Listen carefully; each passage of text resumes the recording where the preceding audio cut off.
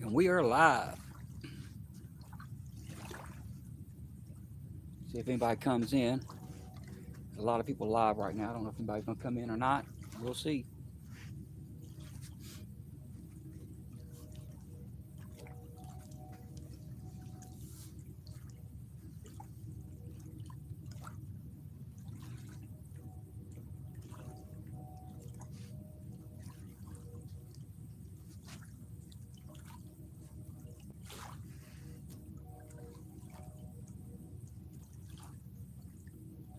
As I got one person in, how's it going?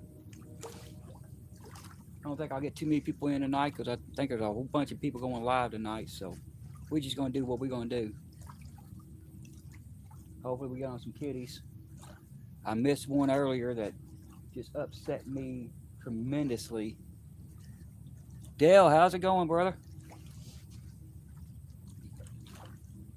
Yeah, it's been one of them days. Been out here. I've been out here about 3 hours already. 4 hours trying to shoot video. Lost a nice one. KY Catfish Hunter, how's it going?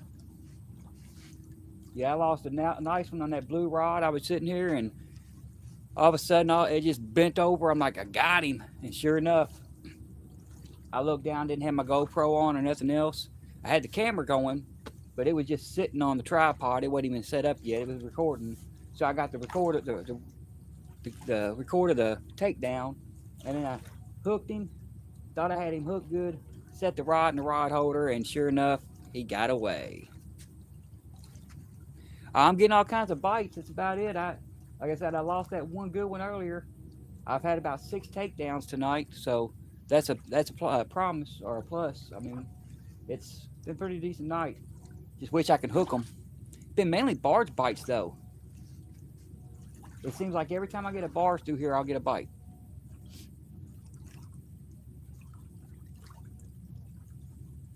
We'll see what happens. I just freshened up the bait and threw everything back out. James, how's it going? Yeah, I just threw everything back out. I was going to change the batteries on this purple rod right here in the first one, but it eats through batteries so quick. I put new batteries in all 3 of them before I started, and I'm already on the second set of this one, and I'm still on the first set for the other 2. So that'll tell you how quick it chews up the batteries.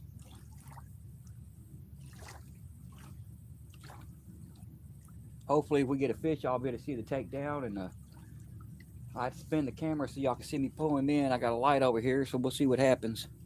Uh, KY, I'm down here in Louisville on the Ohio River, down the PRP area.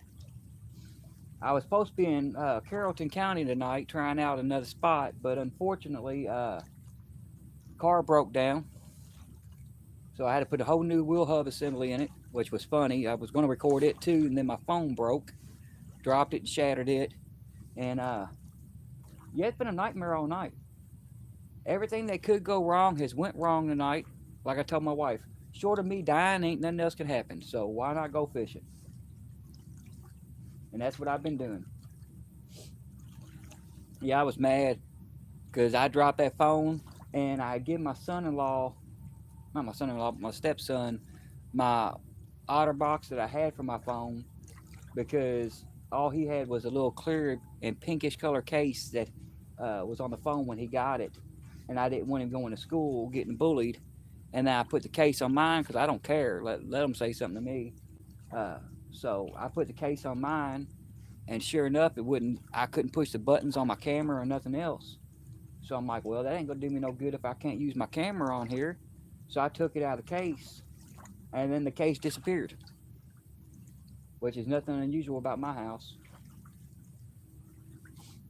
So the case walked, and I didn't have a case, and sure enough, it fell out of the tripod and smacked the concrete. And unfortunately, the whole phone is glass. I don't know why they did that.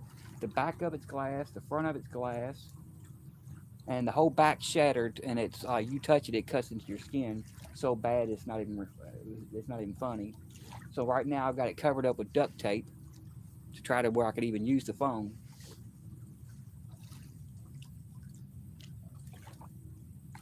But yeah, that one good takedown I had earlier when I hooked into that one, he felt about 25 or 30 pounds. He was a real nice one. that got my blood pumping, and I was all amped for the night. And I've had about two takedowns like that, two good takedowns like that one, where they've actually bent these rods in half, and that usually don't happen because these first two right here, the orange one and the blue one, both the Muddy River flathead rods, so they don't bend. Unless you got a decent fish, you know, a 5 pound fish will make it bounce. 6 pound might make it bend a little bit, but to bend it in half like it was earlier, I mean, it was like this, straight on down. G Style, what is going on? Did I miss somebody? Catfish and Katie, how's it going?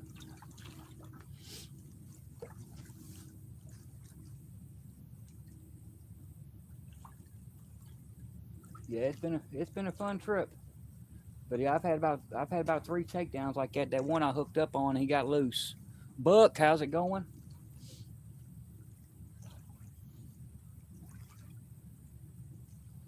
I figured at first I was just going to stay on video, just record everything, because uh, you know, I need some video footage out there. But you know, I got bored after sitting down here about 3 hours by myself, 4 hours sitting down here by myself.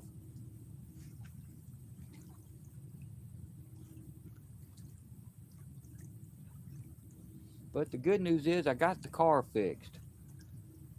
I was going to shoot a video of me doing from my other channel. I just started another channel called Troy of All Trades.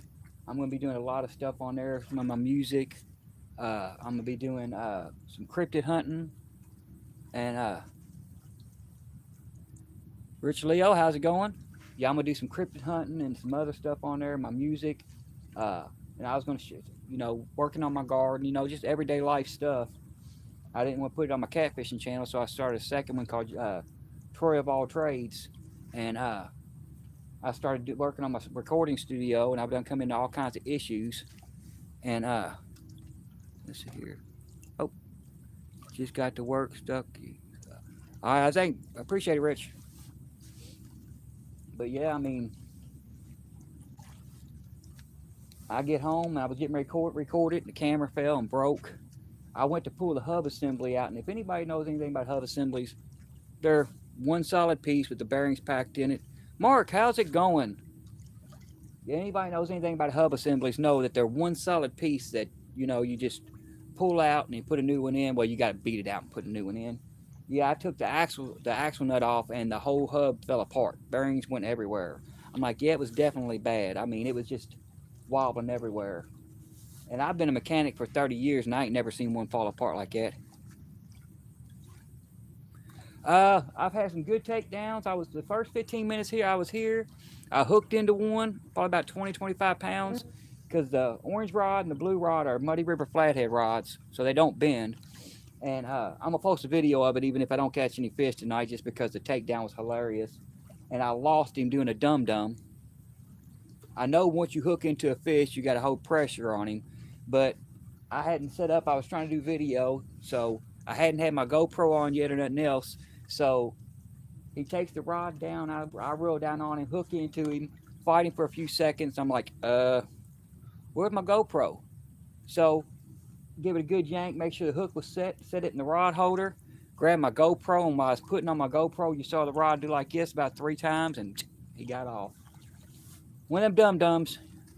I know better than to do it, but hey, I still did it. Hopefully, if I do hook into anything, because I've been getting some good bites. I've had about 8 good bites, or 8 decent bites. Off the res, how's it going? But yeah, I've had some decent bites tonight, but they just ain't committing. And I'm using old frozen bluegill, and it's kind of getting soft on me. So I'm having to watch my baits real closely, because I froze it the same as soon as I got it. They were still alive when I put them in the freezer, because I knew I wasn't gonna go fishing for a couple days. So I froze them while they were still alive, and then I thawed them out, because I was supposed to go fishing the day before yesterday, or 2 days ago, and I thawed them out so I could have them for bait. Put them in the refrigerator, let them slowly thaw. And then sure enough, I didn't get to go because the car broke down, and so I decided, hey, I'm going to throw them back in the freezer. and now they're a little bit soggy, but I mean, they fish ain't seem to mind them at all. They've been hitting everything. Mostly all I've been getting tonight is barge bites, though. I mean, I always get barge. Well, I don't always get barge bites. I get a lot of barge bites, but the three takedowns I had, the big takedowns I had, was all during barges. All during barges. I'm hoping another one comes through here in a little bit and see what else happens.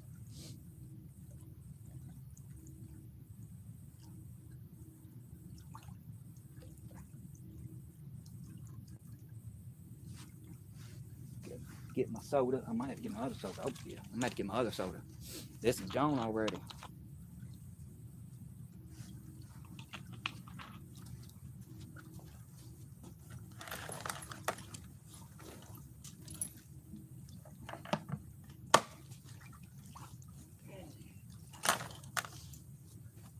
Now, if y'all see this purple rod, this first rod right here, if you see this one bend in half, don't freak out. Don't go, yeah, because it's probably not a monster. It's probably not a monster because, like I said, those first two are Muddy River rods, the orange and the blue one, the Muddy River flathead rods. That's my silver cat rod. That's actually my carp rod. That's what I normally use it for. I was going to bring out some corn and decided not to do it at the last minute. Probably should have, so I could have got some fresh carp.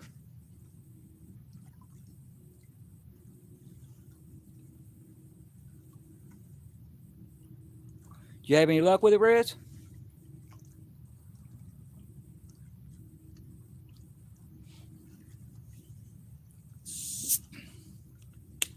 Yeah, if we get a fish, hopefully I'm going to spin the camera around. Hopefully y'all can see me pull it in. I do have, like I said, I do have this light. Lights it up pretty good, I think. You'll be able to see a lot more. I just don't want to wait. Those batteries, they don't last that long. They only last for about 4 or 5 hours, about 4 hours usually, and they start getting dull after about 2 hours, 2.5 hours. So I don't want to waste my batteries unless I have to. Plus, I have more luck when it's dark. The darker it is up here. Right now, the only light I got on me right now is the ring light. That's it. The lights I'm using, Mark. Let me get one for you.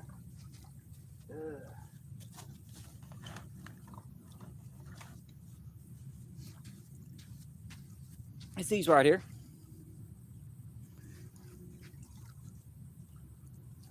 See if I get it to light. Now it ain't want to light up for some reason. Hold on. What the heck? Is my fingers broke or something? I know it ain't dead. But yeah, I'm using one of these. I don't know why it ain't working, but... And look, I just marked it today as good. Y'all can't see it because the light's too bright. But yeah, I just marked it today as good because I've got 5 of them. I'll take the other one out and show you. These are just rechargeable house lights I picked up on Amazon. They're dirt cheap, but they're super bright. They're the equivalent of like, oh, excuse me. They're equivalent of like 60 or 80 watt bulbs. Just recharge them, and the setup I got them on right now, I've got some like a telescopic pole, and I got a little thing right here. All I do is push the button and light her up. Yeah, they do. It lights up the rods pretty good. I mean, the rods usually light up pretty good anyway because I got the eel wire on them. The purple one's usually pretty bright too, but it runs the batteries down so quick that I'm just not even... I've done wasted 4 batteries on it tonight. Those first 2 are the green one and the blue one and the red one. They're still on their first set of batteries, so I'm not wasting no more batteries on the purple one. I can still see it. Oh, looks like I'm getting a nibble on that purple rod. Take it, baby, take it. There's something. Yeah, you talking about the lights, the Amazon lights? Yeah, mine are super bright. I picked them up. I think I got 4 of them for like $25. Yeah, they're nice to have. They now have a 16 pack for $41. I'm gonna hopefully get them hopefully soon. I don't know when that's gonna happen. I wiped out my little bit of savings I had. I was supposed to go to the Kentucky meet and greet this weekend, but when the car broke down, I had to fix it. So it's either have a ride or go out and enjoy myself. I decided to have a ride. So that was the two choices. So I made the bet. I think I made the better one.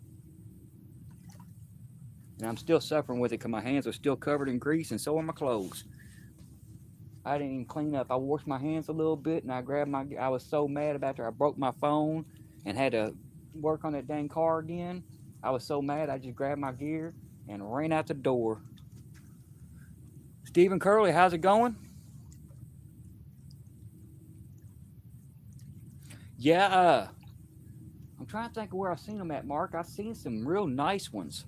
Some real nice 12-volt black lights. I just don't remember where I've seen them at. If I come across where I've seen them at, I'll send you a message.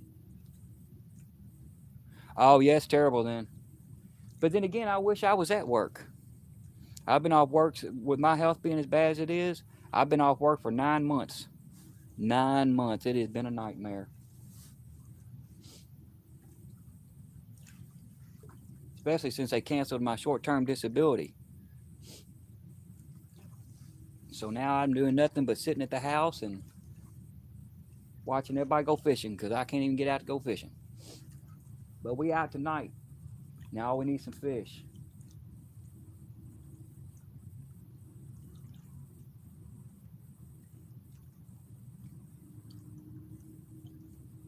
Maybe we'll get a barge come through here in a minute and we'll get something.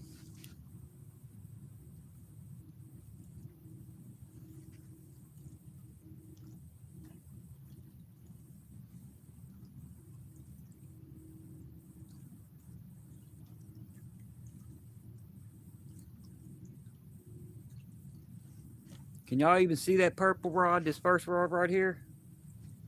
This one right here? I don't know if y'all can see that one or not. With the lights not lighting up. I mean, I can see it a little bit in the camera, but not as good as I see the other two.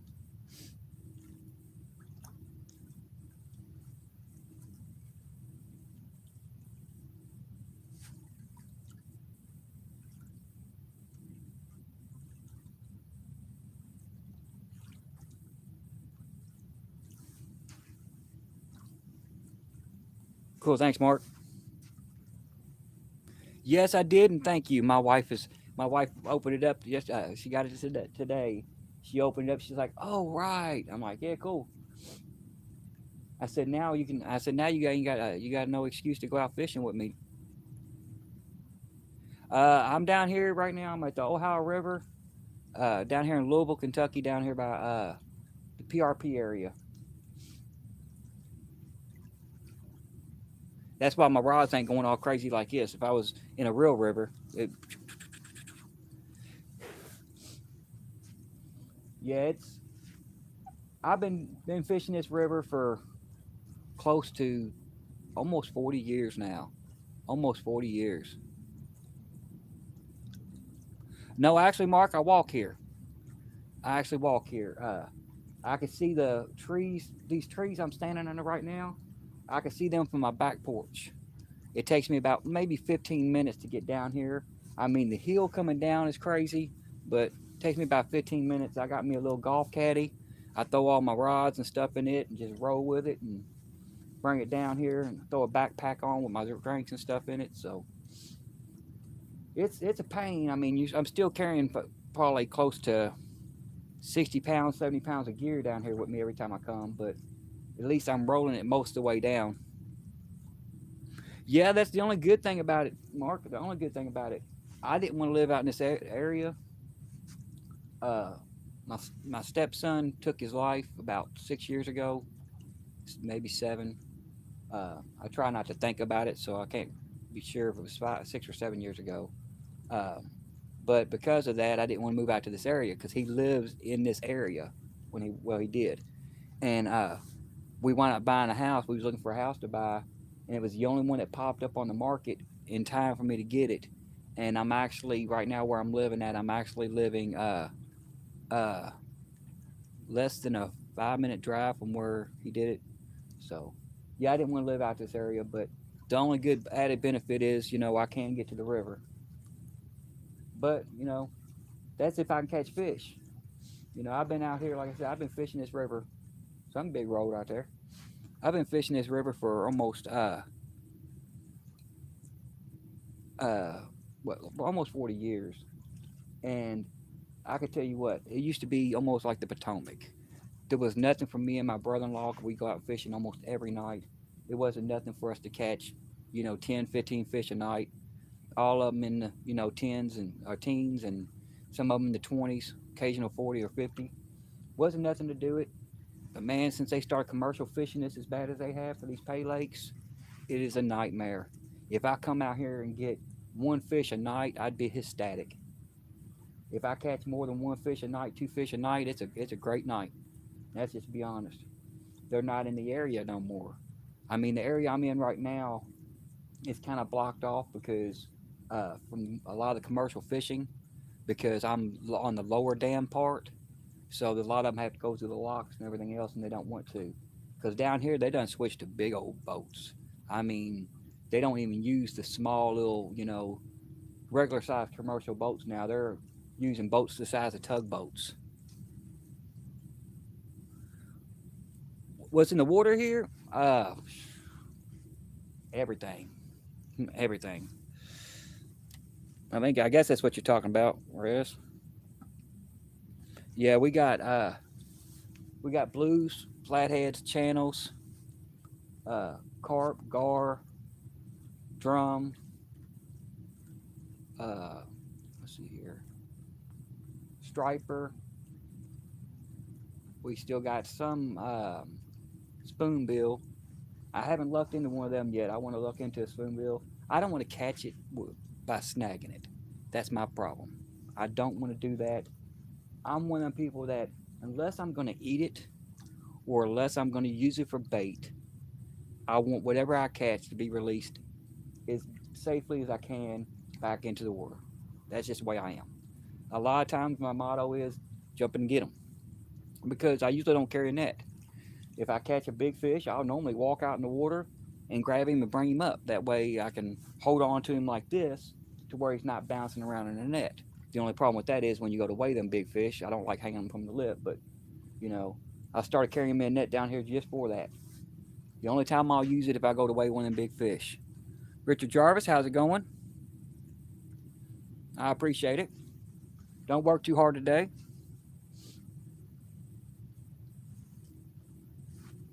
But yeah, every year it's gotten worse and worse and worse. Uh, I mean, it's like you could see the decline in fishing. I mean, it went from 10 fish a night to 8 fish a night to 6 fish a night. And I'm like, you know, they've got to do something. But at the same time, Steve Douglas has done a lot. Him and a few other people had here in Kentucky and everything else, and Kentucky, Tennessee borderline or whatever. Um, they've done a lot to try to get the commercial fishing under check. So I do give them props on that. Steve Douglas was one of the first people I followed on Facebook. I mean on YouTube because I saw him catching big blues out of Ohio, and I'm like, yeah, that's what I do. You know, I've been trophy catfishing for 35 years because that's when I got serious with it about 35 years ago. The first time I landed a 60 pounder, then I was hooked. I didn't want anything under 25 or 30 pounds. It had to be a big fish or no fish at all, you know. And to see him catching them big monsters he was catching, I'm like, yeah, I got to do that. That's what I want to do, you know. So, but yeah, he's done a lot for the regulations here. I mean, it's slowly getting better, but I think there's a lot more that needs to happen. I understand that, Mark. But yeah, I think there's a lot that still needs to happen with the regulations here. I'm actually going to try to see if I can't get once a year they have an open panel. They got an open panel where you can go in and talk to the fish and wildlife and tell them your ideas and your thoughts. You know, one of my thoughts is they need to open up more spots for us to go night fishing. We do not have any spots to go night fishing. I can go for a 5 to 10 mile walk down this flood wall, and there are signs everywhere that says no fishing. All the parks that the state owns close at 9 o'clock. So there's no night fishing spots available in Louisville, period. So, all right, Red, get you some rest. But yeah, I'm going to bring up the thoughts that I had about that, because, as a fisherman and me mainly being a night fisherman, we got to have spots to go. We do. We have to have spots to go. And I can understand we got a lot of crime here. I mean, last year we almost, I think we was number 4 on the highest murder states or whatever. So I mean, I can understand. We got a lot of crime and stuff here, but it ain't hard for them to give us a little plaque. When we buy our license, we can buy a little plaque and put on the back window of our car, and go, okay, well, I'm a night fisherman. That way, when the cops roll up, they can see that we're fishing and not out there causing trouble. You know, they could just roll up on the car. They ain't even got to get out of their car. They could just see it. Hey, he's just night fishing. No big deal. They need to work on some stuff like that. And they actually, since they've been letting people commercial fish in these waters for so many years and emptying out these waters for so many years, I believe they need to start stocking it. They honestly do. Now they stock, they try to restock sturgeon in here, and they've tried to restock alligator gar, but they're doing it in small amounts, and the gar and the sturgeon are not moving from the areas they're putting them in. You know, so if they're not moving from them areas, then it's not going to do us no good. So it's like, you know, they've let them take out billions and billions of fish out of this river, but nobody's ever put any back in.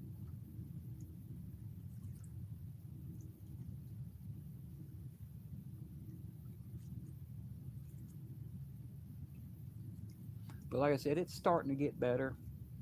It's still slow out here, extremely slow. I mean, usually when I do catch a fish, it's a decent fish. Most of my average weight is probably around 20 is my averages.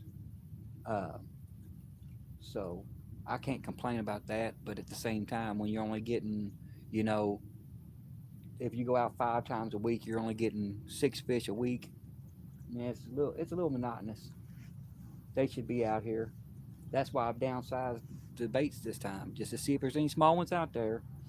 On that purple rod, I got a size 6 circle hook and a small cut piece of cut bait, and I'm running a 8-aught on the blue one and a 12-aught on the orange one.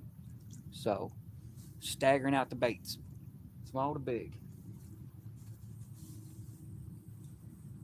and you see what happens.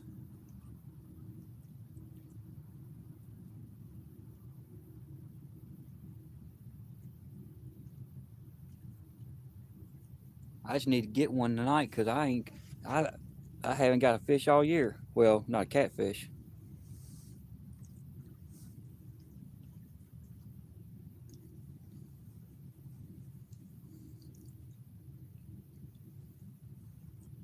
Yeah, I know, James, and that's the problem.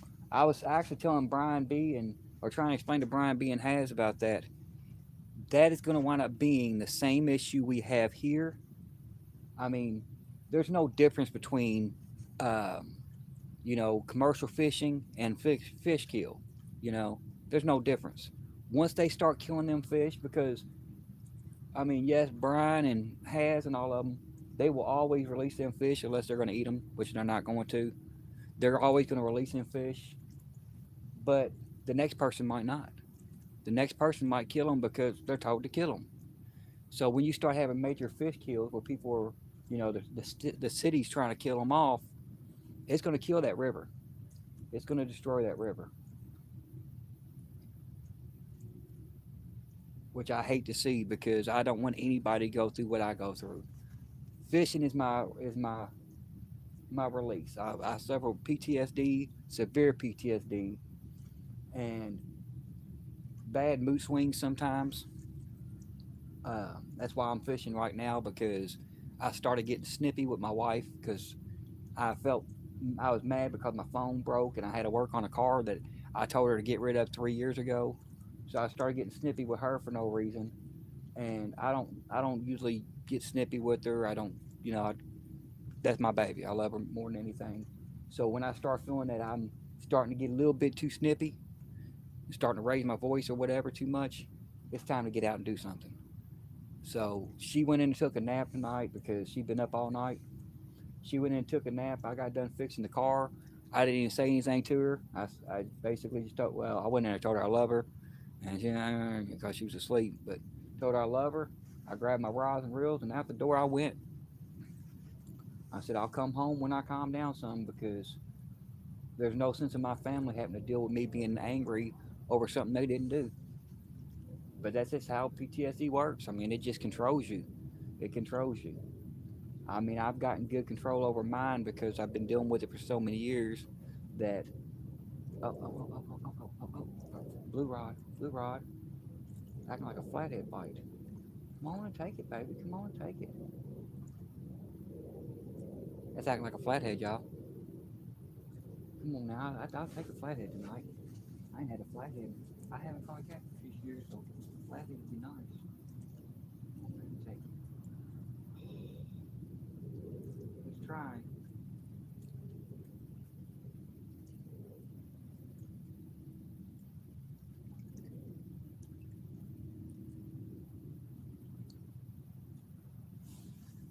He tried to get it, but he didn't make it. Maybe he'll come back.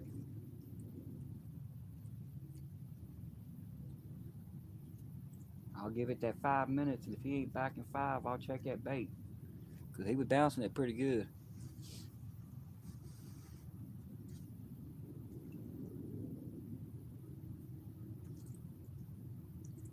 I just hate pulling these rods in.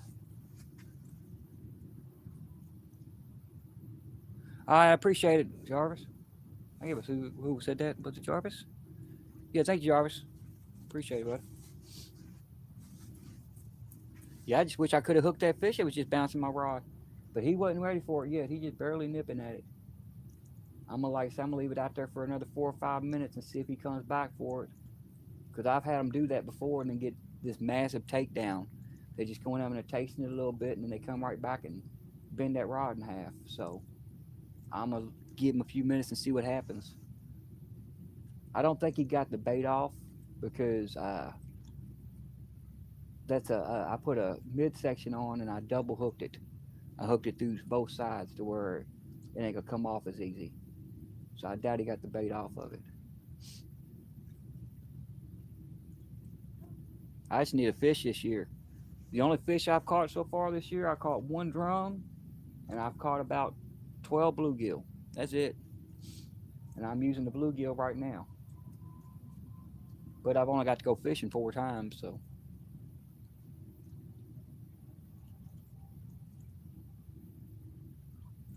I just wish I wouldn't have pulled that dumb move I pulled earlier. But I've had some comments on my videos to where they can't see me reeling in the fish. They can see me hook it right here, and they can see me walk down to the water and bring it up, but they can't see me actually getting it out of the water. So I figured what I would do is I'd make sure I had my GoPro on, and if I hook one, I'll spin the camera to where it picks up me walking down, to where they can see me from at that angle, and I can switch over to the GoPro, and they can see me fight it and pull it in.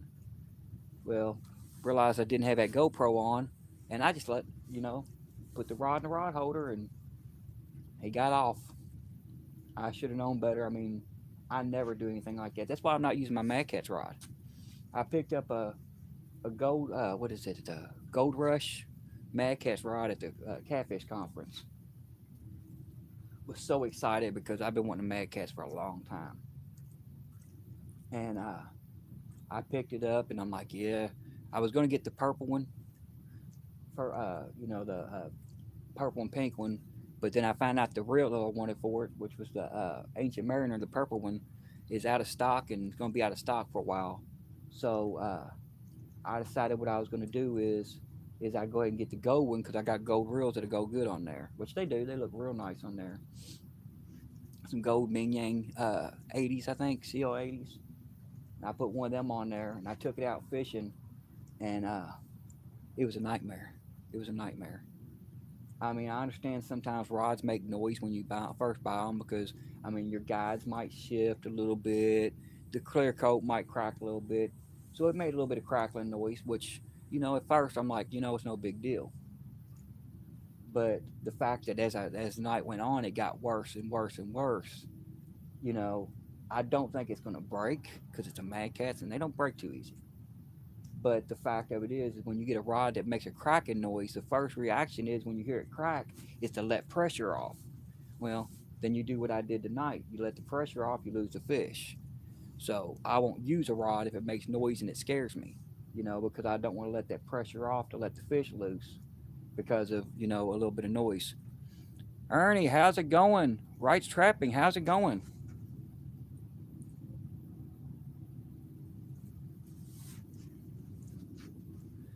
But yeah, now I got to figure out the Mad Catz rod. I only took it out one day, but at the same time, I'm using 8 ounces of lead when I cast it. And you would think after casting it about 50 times with 8 ounces that it would have been broken a little bit. Also, when the drum I hooked into on the video was the one I lifted it like this on purpose to try to make it Mad Catz just buckle a little bit, thinking to break it in. And the noise it made, I was just like, oh, it's gonna snap. I don't think it's gonna ever break, but if I can't get the noise to stop, I won't use it.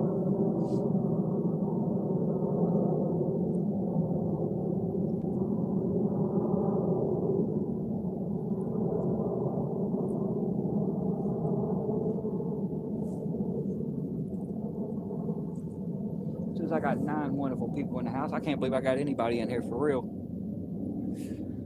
I figured everybody would be live right now. That's why I waited so long, because I know Jody had her tournament, her challenge today. Oh, goodness. I know she had her challenge today. I was going to try to get in on it, but she said it was full. But the shadow got me confused on that orange rod. Ah, sorry to hear that, buddy. I know that fact. That's why I'm standing up right now, because if I sit down, I can't get back out of the chair. And if I bend over too much like this, I can't straighten my body up. So, yeah, I know all about that. It ain't no fun. I think I've got a slip disc or something in my back because the other day I went to lean over, how you lean over like this on the table or whatever to talk to somebody or to read something off the table. And, yeah. And, yeah, I went to bend over like this and had my hands on the table and I couldn't get my body up. And I'm sitting there pushing my body up like this. And as I'm pushing my body up to try to straighten my body out, it feels like my ribs are cracking. So I'm thinking that's probably gonna be a slip disc or something causing that because it's causing every time I force my body to straighten up, you can feel the ribs twist. But yeah, it'll lock up and I can't move. I just can't.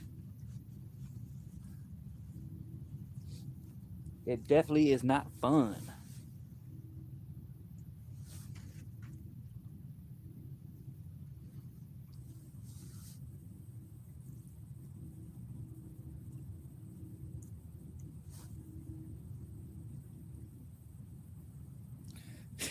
Well, that's not a good one, Ernie. Sorry, brother, but that's not a good one if you broke a record on back injuries. That's not good. Usually breaking records is a good thing, but not on that. Yeah, I can't lay on my side either.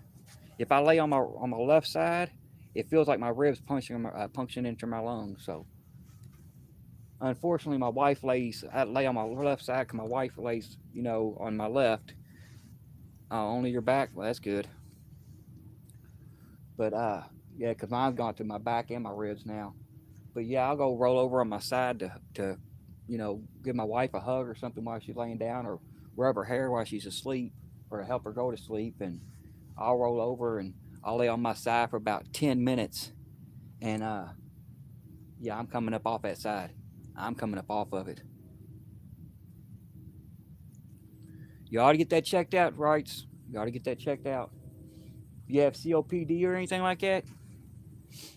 Because I tell you what, allergies will mess with COPD bad. severely bad.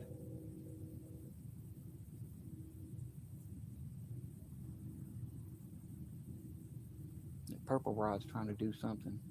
Here in a minute, I might turn some light on because it seems like all my rods are getting dimmer.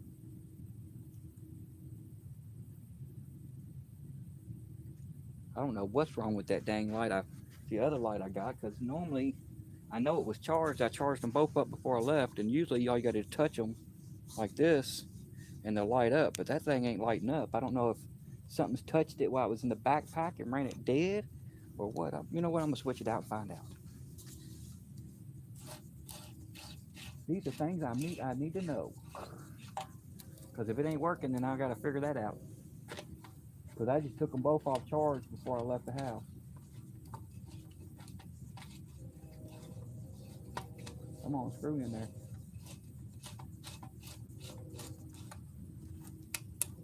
That ain't working. Ain't that something?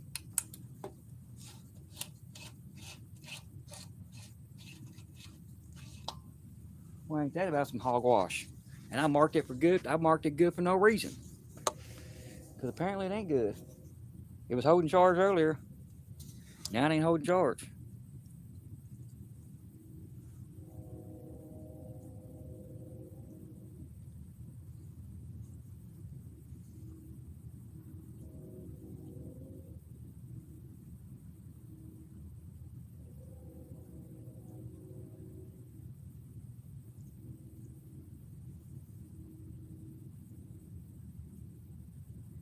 I'm sorry to hear all that, Wrights. Definitely sorry to hear all that. Did Trophy Seekers come in here and I didn't see him? Did he sneak in here? Straight to the point, snuck in here on me. Trophy Seekers, how's it going? They all snuck in here on me. I didn't see them. Now I gotta find out which one of these lights is the one that works. I'm thinking the other one, the battery went dead. It's the only thing I can think of because it should be lighting up and it's not. Now they both don't want to work. What the heck? Oh, there it goes. That one's working. All right, put that one back in there.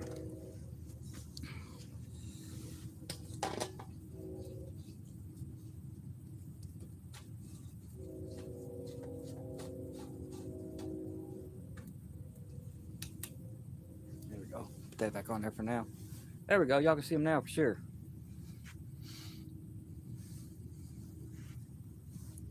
Yeah, I don't know what's going on with the other light. I don't know. It was fully charged when I left the house. Unless it was in the backpack laying down on something, touching something metal or whatever. Or it could just be burnt out.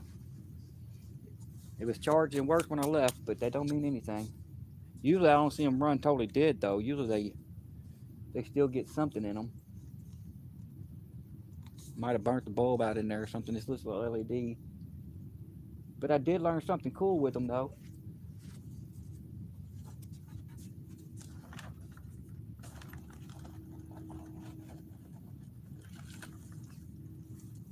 I got these little blue lights right here.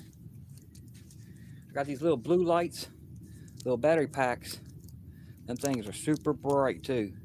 And they go inside of here just perfect.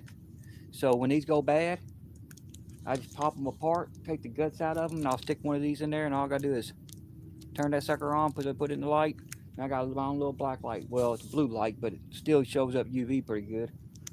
If anything UV will light up with this pretty good.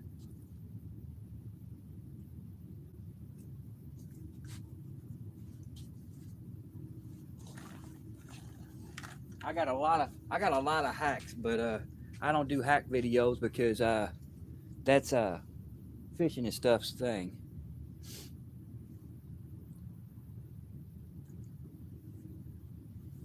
Yeah, that's fishing and stuff's thing there. So I don't do any hack videos. I just do rod build videos and fishing videos. At least on this channel. Like I said, on my other channel, I'm gonna start doing cryptid hunting and everything else. Because anybody that's watched any of my lives last year, they've seen some stuff down here and heard some stuff down here. And I've got a video I still ain't put out from last year where I was walking down here and I had barefoot tracks that looked like Bigfoot tracks, every bit of 14, 15 inches long. about 6 inches wide. And yeah, I still ain't posted a video yet, but it's at the house in the computer. But then I was down here fishing against 1v1 against Aaron regulators. All right, see you later, Rights. But yeah, I was fishing the 1v1 versus Aaron catfish regulators, and something kept on stalking up behind me. And I'm like, I don't like this too much. I don't like this at all. And I kept on turning my chair around in the video. You can hear all kinds of weird noises. And you can hear them coming up around this tree area right here. And as soon as I light up that area, it stopped. And then 5 minutes later, you hear it come up from the other side. And I went to go leave that morning. Had a big cat print about this big. So I know it wasn't a bobcat. It was a mountain lion or something. It was too big to be a bobcat. And the log that I was fishing against, which is that one right there, the one down here y'all can't see it, but my log is right here on the ground. There's a log out here in front of us. I was fishing on the other side of that, and that footprint was right there behind that log. I'm like, yeah, he got up, that cat got all the way up to about 6 foot behind me. I'm like, yeah, I don't like that too much, buddy. Do not like that too much. So I'm going to start doing all kinds of crazy stuff. I've had all kinds of noises and everything else down here that's just unbelievable. And we actually had, I was looking it up because when I saw them footprints and I got video footage of me walking, and I had on size 11 mud boots because I wear a size 9 shoe, and I wanted something big enough where I could wear my shoe inside my boot. And I tell you what, these prints are this much longer than my feet. And then they're 11 inches. I measured them out. They're literally this much longer, and about this much wider. And they come from out of the woods and then come down to the bank and walk right out towards the water. And I looked at my wife. I said, "That ain't normal." I said, "Hey," I said, "in this area, there's too many drugs. There's needles everywhere. Ain't nobody gonna come out of these woods barefooted and walk right on down. All right, Arnie. Ain't nobody gonna walk through all this stuff, knowing we fish down here and leave, and there's hooks and stuff that get snagged up. Yeah, nobody's gonna walk down here barefooted like that. Not anybody I've ever met. But yeah, I'm gonna post that. But yeah, because of that, I bought me a trail cam, and I got my night fishing camera out now. So I'm gonna start posting when I come down here doing lives this year. I'm gonna start posting a trail cam up at the top of the hill where I'm fishing at. Right now, I'm not worried about it too much because nothing's gonna creep down here because the flooding just stopped. The water's just now started to recede. So all the weeds and trees and bushes and everything behind me that's normally here, because it's always usually just pure woods, all of it's gone right now. It's just saying I can see the top of the hill and everything else where my deer are usually at. So I usually got deer that come down to visit me. But yeah, I'm gonna start putting trail cam behind me, find out what's stalking up behind me. Hopefully I can catch that mountain lion because according to Kentucky, we don't have them. Even though 17 people seen them in this area in the last 4 years, we don't have them. You know, they're not here. So if I get proof of it, they'll believe me.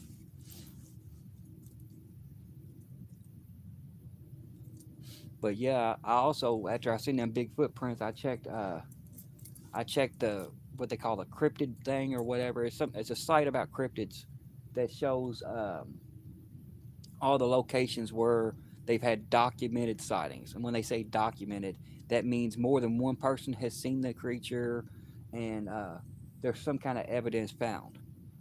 I found out by looking there had been 8 reports in the last 40 years of the same creature being in this exact area within a 2-mile stretch of this river I fish in, these woods that I'm in.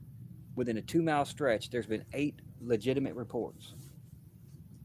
So I told my wife, I said, you know what? From now on, when I go down there, I'm going to have cameras rolling both directions. I'll have one facing me. I'll have a couple going this way. I'll have night fishing going this way. That way I'll catch something.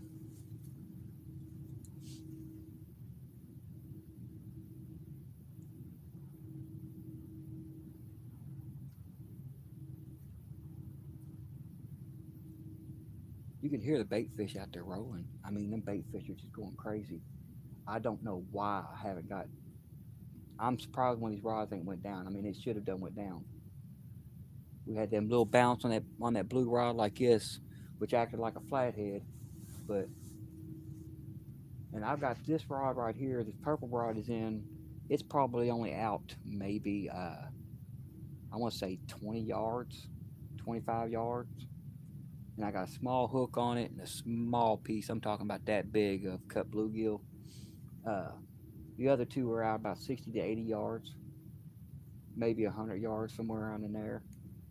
So I don't understand it. Something should have hit it by now. I do need to check the blue rod though because it did have those hits earlier, and it's been over 5 minutes. So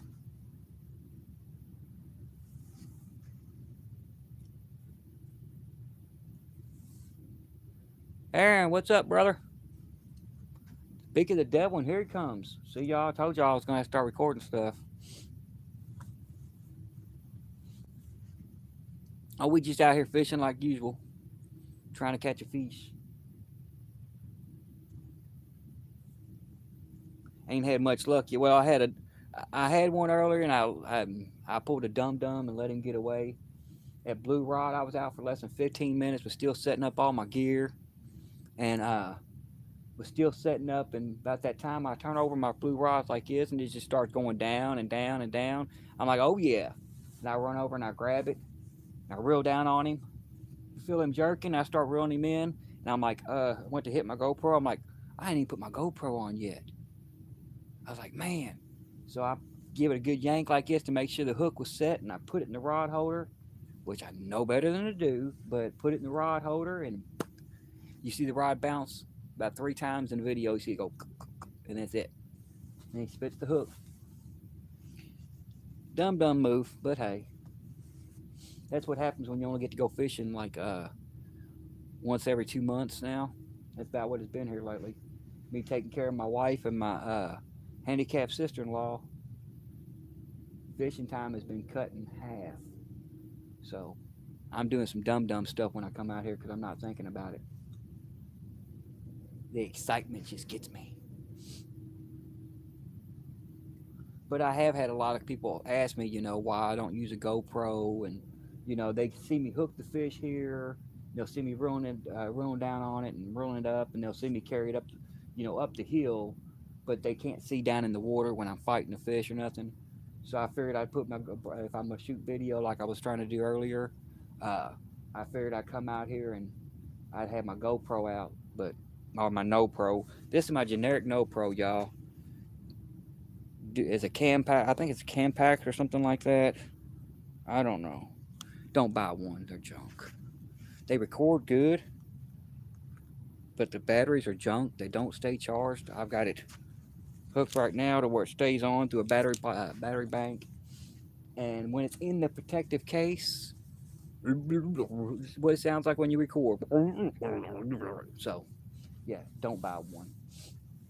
It does shoot 4K, so that's pretty good, but that's why I got it out of the case. I figured, you know what? I done broke my phone today.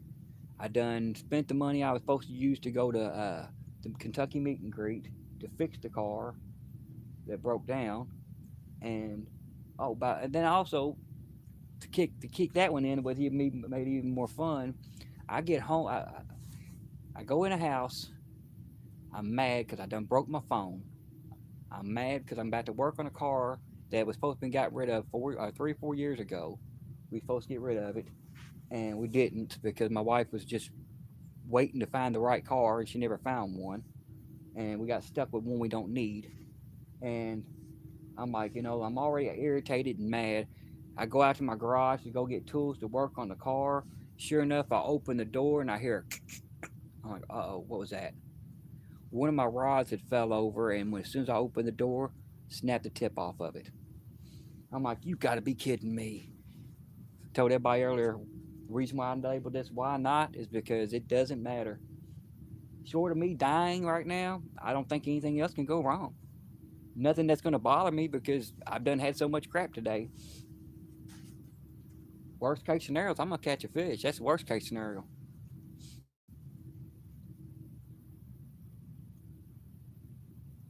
yeah, that's the day I've had. Broke my new phone. Uh, had to redo a wheel bearing in a car, and broke one of my rods. And I pulled another dum dum, y'all.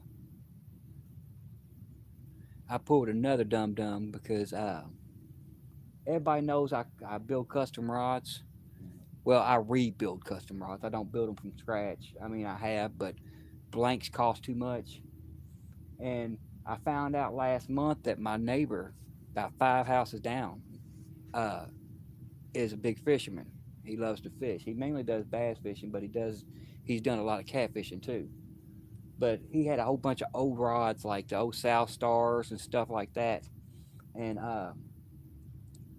he was talking about getting him some new Mad Catch rods and some other rods. Well, I went rolling to the gas station today to get some of my nicotine things. I'm not going to talk about them too much on here, but I went to go get some of those before I went fishing. And I rode by and I could have swore I saw 3 rods hanging out of his garbage can. And they all look like catfish rods. So, and I was supposed to go back and look because he was talking about getting rid of a bunch of his older South Stars and stuff like that, which are good rods. But once, a lot of people, once they tear an eye up or something or guide up, they get rid of them. I've got 6,000 guides and I can, as long as the rod's not broke, I can rebuild it. And I have a nice rod. Repaint it, customize it, put new guides on it, and new thread. And that would be 3 rods or at least 2 rods in there that I seen for sure that looked like they're 7.5 foot or whatever that I could have probably rebuilt and made nice rods out of.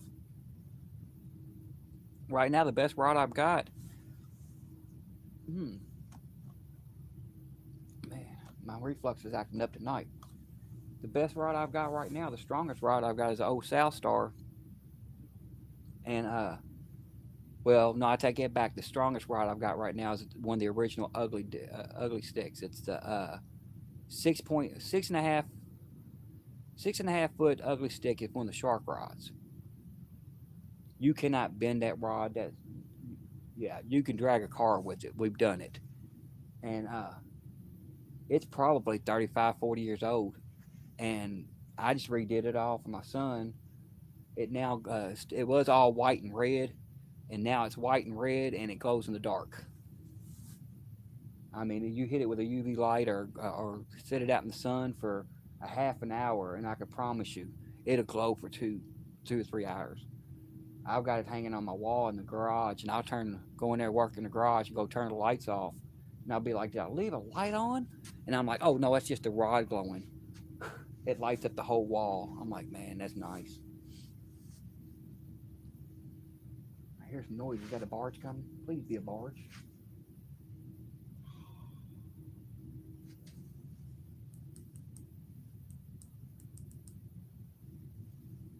What the heck is that out there?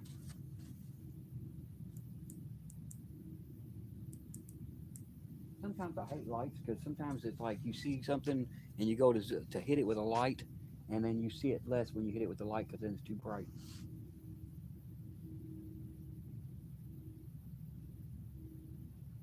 All right, give me a second, y'all. I'm gonna check the bait on this blue rod because that's the one that was getting hit earlier, uh, and I want to make sure that they didn't get the bait off. I doubt they did because I had it double hooked. It was a centerpiece, a center chunk of bluegill, but I had it ran through twice, so I doubt they got it off. But at the same time, with it bouncing as much as it did, because I mean it hit like this about 5 or 6 times. Well, probably about 10 times, and I don't want to leave it sit out there if there's no bait on it. So give me just a second. I'm gonna check that bait, y'all. It's got to be done. Plus, I'm gonna step off camera for a second and take care of my nasty habits while I'm getting bait ready.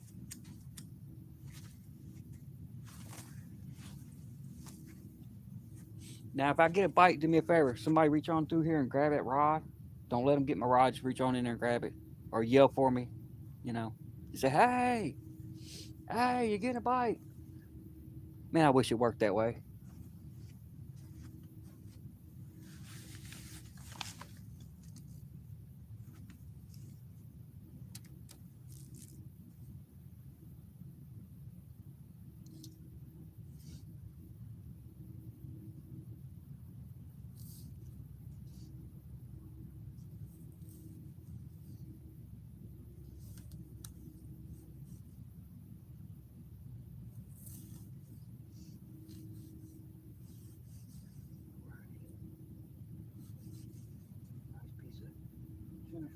section here.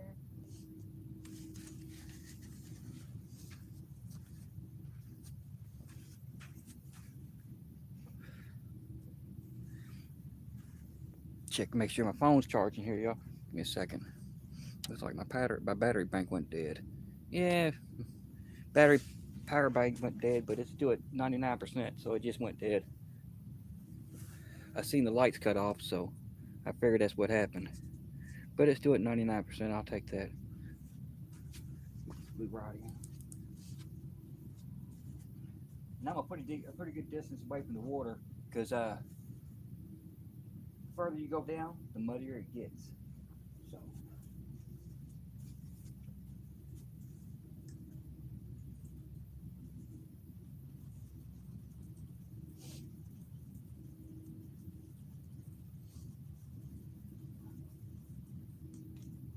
Don't hook up on anything.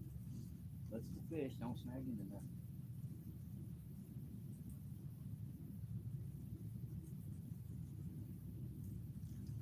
You're starting to get some more of that salady stuff. Ain't as bad as it was, but hey, my bait's still on there. I want to throw a piece of fresh on there though anyway. Yeah, I'm still getting that. Oh, sorry y'all.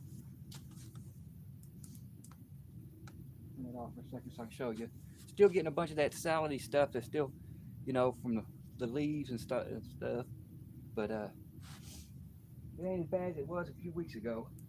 It's starting to clear up. So I'm gonna clean all that off real quick and then get a piece of fresh bait on here. I'm gonna throw a bigger center section on here and put a fresh piece out. I may have to put a fresh piece out if you don't let go of my hook. Give me my hook back. Get tangled up in the weeds and roots.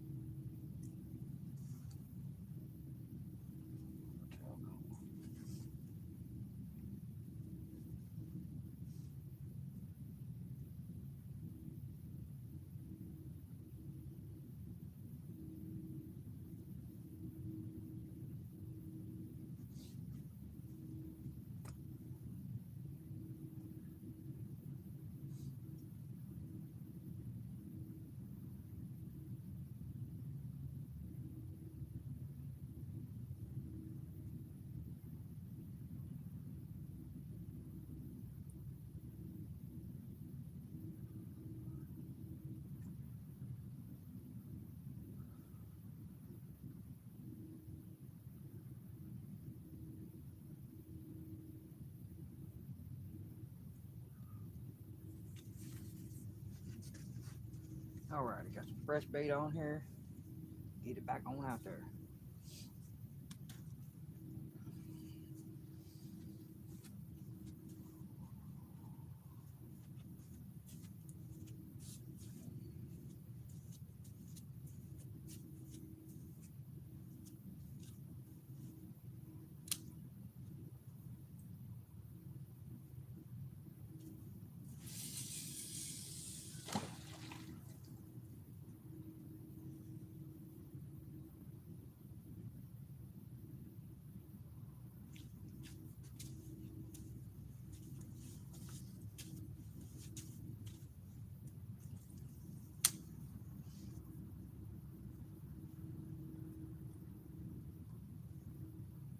on, settle in.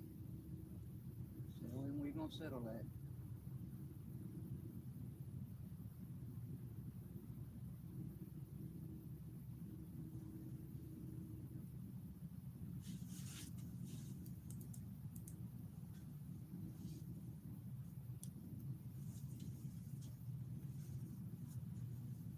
I hear a noise down there like an engine roaring, like we got a barge coming, but I definitely ain't seen nothing yet. I'd like to have another barge come through, because I tell you what, all the bites I've got tonight pretty much been barge bites. That one I got earlier, I had a barge going each direction, and it was a awesome bite. And then 20 minutes later, I got another barge, and the purple rod went over, then the orange rod went over. I'm like, yeah, good deal. Of course, when they two of them go over at the same time, it's kind of hard to hook up on either one of them.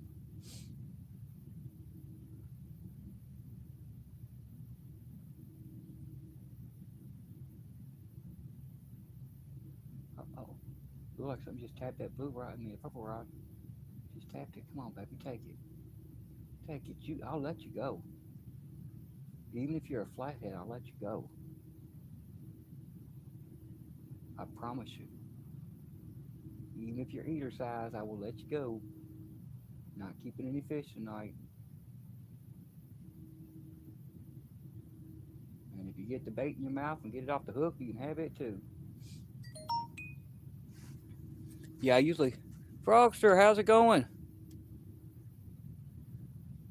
Ace, how's it going? Sorry I didn't catch you when you come in. I'm going to go back and check and see if I missed anybody. I see Ace and I see Froggy.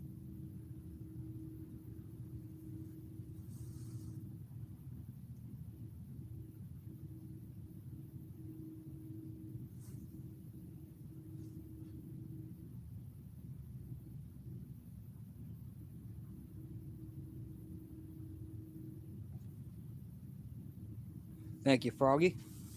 I hope I get some fishies too. I've been getting a lot of requests for doing some catching cooks, and I don't usually eat fish. I used to eat it every day, just about, so I don't eat fish much. But I told everybody this year I'm going to do a couple. Uh, but it's definitely I want flathead if I'm going to cook them.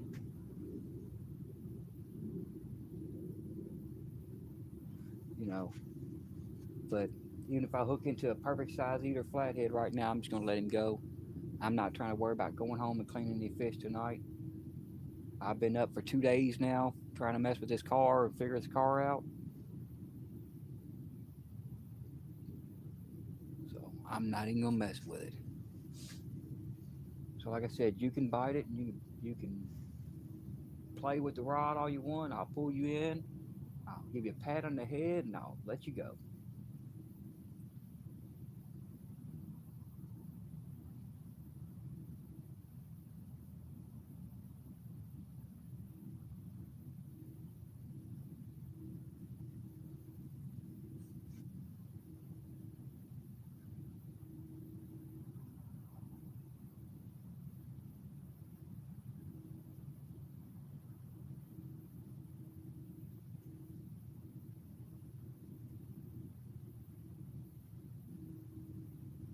Debating on how long I'm gonna stay out. Been out, like I said, I was out here for about 4 hours before I went live. It's almost 4 o'clock now. So I guess if I ain't got nothing by 5 o'clock, I'll pack it up. Cause I should have done had something by then.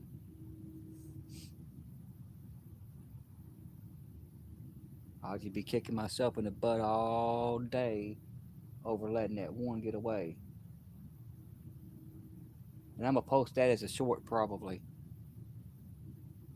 I can't believe I let it get away.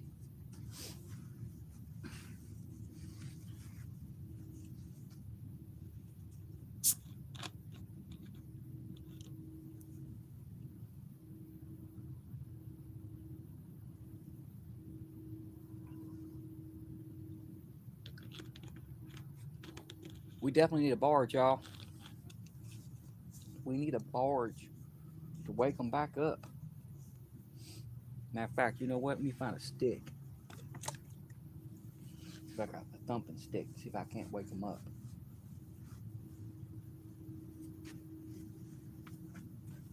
I ain't got a thumping stick, but I got a thumping rod that I can use. Alrighty.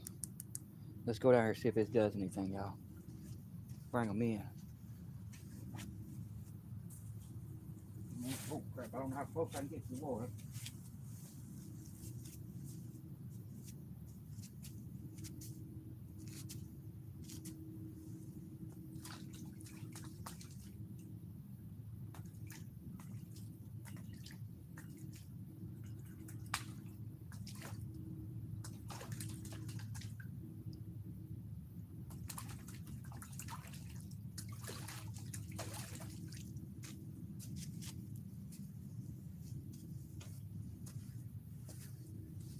Do a little splashy.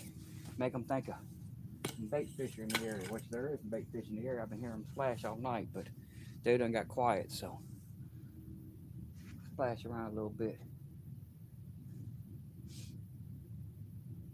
Unfortunately, I can't get too close to the water. I just got probably 4 foot away from it, maybe 3, and it gets real soft. Push down, it's all sand, and you see it just bubble up. So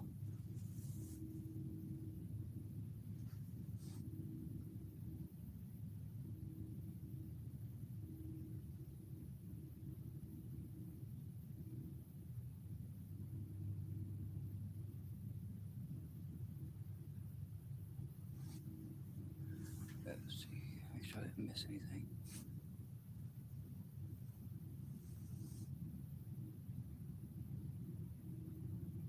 You're kidding me. That's awesome, Froggy. That is awesome. You need to record some video of that and post it.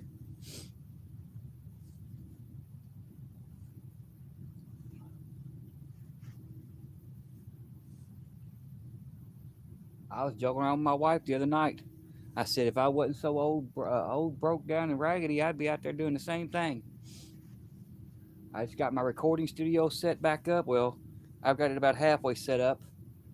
I need to get some more wires to extend. I wanted to use my wireless headphones, but they don't work as good. So I'm gonna have to get the extenders for my headphones and the extender for my microphone, because I had to put my computer, because it's all run through my computer, and I had to put it probably a foot or two over further than what I wanted to. When I first measured everything out, I knew it would have worked the way I had it, but I had to put it out a few extra feet out, so it kind of left me in a bind. So now I've got to get all that work together.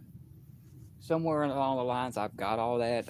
When I had my old studio in my living room, I had 20-foot cords for my mics and 20-foot cords for my uh, uh, headphones and stuff. I just got to find all those, and I'll hook them all up and be able to start putting my music out. But yeah, I'm working on it, so we'll see where that goes. I could have probably done that tonight instead of went fishing, but I needed to get out. I could have finished the studio, went in there and climbed the rafters and found all my wires, but I figured I'd rather be out here doing this. Now we just need a fish. Now we just need a fish. Bite, fishy, fishy, bite. Just one of you. Come on, I'm tired of not catching any catfish.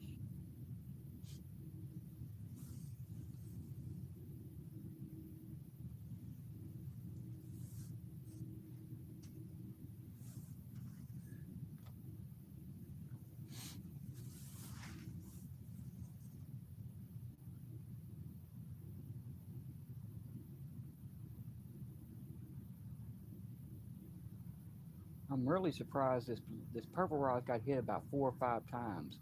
I'm really surprised I haven't hooked up on that rod. And that's just to be honest, because that's got the smallest hook and the smallest piece of bait on it. I mean, heck, a 2 pound fish probably. Well, no, I take that back. I put a bigger piece on there, didn't I? I might be wrong. I might have a bigger piece on there. But yeah, originally when I started off, a 2 pound, 1 or 2 pound fish could have easily got that hook and bait in his mouth.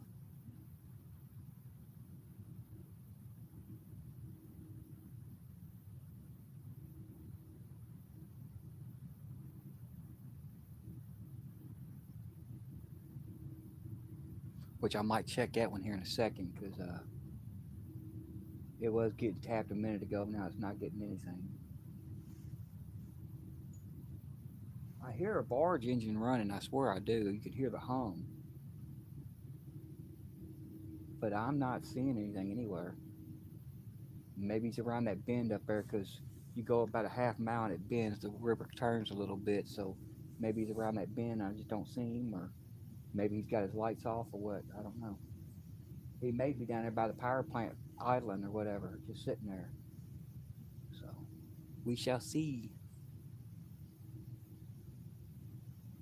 Usually they're like on clockwork here. Usually we'll get one every 2 hours, usually hour to 2 hours, depending on what day it is. Today's what, Friday? So yeah.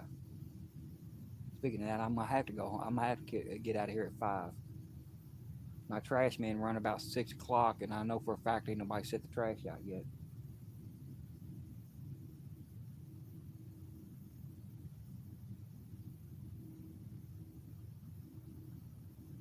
Maybe I'll get lucky, and the trash man ain't came by the time I get home, and them those are rods still sitting in that uh, can, and I'll get them out and rebuild them. Be a video I can do. Right now, with the house being as bad as it is, as far as my wife's health and my sister-in-law, her health, I haven't been able to get out of the house long enough to do anything. So, farthest I usually get to go is the garage. So if I'm out there, I can still work on rods and build rods. And if there's 2 or 3 of them out there, and if they're any good, if they're anything worth saving, like I said, if it's good blanks, if I could tear it back down to the blank, it'd be a good blank. Then, you know, I'll salvage them and do a video on them, build them up. I've got 7 rods or 6 rods right now. I'm supposed to be building, but the only one I'm worried about building right now is I got to finish Becca's rod. I started on Becca's rod, but she said she's not worried about it until she moves because where she's at right now, she's not going to use it. So once she moves, I'll get it to her. But I probably got another day and a half, 2 days work on it. But I'll finish it out closer to the time that she moves. That way I can get it out to her. When it's right after it's done. I don't want it sitting in the garage and collecting dust. You know, I'll probably spend probably 5 to 6 hours polishing the epoxy. When I epoxy it up, I'll probably spend 5 or 6 hours just polishing it. Last thing I wanted to do is let it sit out there in the garage and collect dust for 2 or 3 weeks. But I'm actually thinking about working on. I've got a bunch of rods right now that a buddy of mine is supposed to be donating to the cause, as I call it. Um, he's got, I think he said he's got 6 the Berkeley big game rods. Kane, how's it going? But he's got like 6 of the Berkeley big game rods, and he's only used them like once or twice, and it's because the reason why he bought them is because he didn't know that he could get decent quality rods, and he started upgrading. And as he upgrades, he's starting to put the rods up. And I told him, I said, Dave, if you got 4 of them in good shape, I want 4 of them. Um, I actually want to do some rods for the armed forces. Um, I want to do a rod for the Army, the Navy, the Air Force, and Marines, one for each. And then this summer, hopefully, or this fall, I should say, because it'll probably be fall before they're done. This fall, hopefully, I'll be back at work and back on my feet a little bit better. And I want to do a tournament. And I'm going to give the rods away for prizes for the vets. That's my hope, at least. Because we don't do enough for our vets. And it kind of blows my mind that we don't, because my stepdad, before he passed away, he was retired in Navy. My best friend, retired Marine. My daughter's caretaker's a retired Marine, and you know, I'm surrounded by vets everywhere, and we get along great. All of us get along great because we all suffer with PTSD, so we are all on the same page on things. So,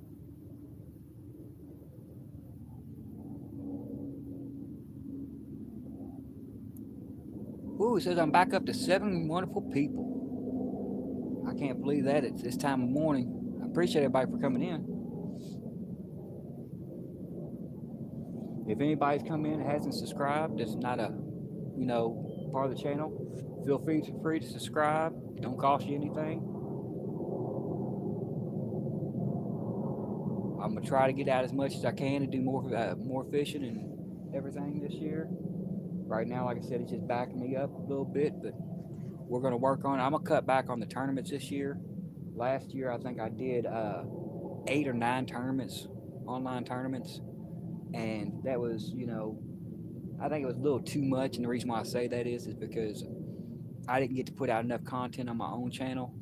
Because when you're taking care of disabled people like I am, my wife's disabled, my sister's handicapped, my stepson's borderline disabled. So when you're taking care of everybody and you're the main caretaker, your time gets cut in half. So it's like, I could have went and did 2 or 3 of those tournaments. Aaron, the Mad Cats is still sitting at the house for the same reason why I lost that fish earlier. I was talking about that. That's why I said the devil come in. I done spoke him up. I know you're a Mad Cats representative, basically. If not, you should be because you advertise for them enough. But no, like I told them, I said I made the dumb move. You know, you and I both know the first thing you do is if you hook into a fish, you don't let him slack. You give him pressure, you keep pressure on him, and you reel him in. You don't set it in the rod holder and walk away like I did earlier. Well, that was the issue I've got with the Mad Cats. I don't think it's going to break. I don't. It's a Mad Cats. It's not going to break. I mean, honestly, I'm going to put it through the test anyway to see if it does, but I don't think it's going to break. But I mean, I've only had one other rod do that where it makes that much noise. I mean, all the rods I've gotten, new rods, will make a little bit of crackling noise, just a little bit. And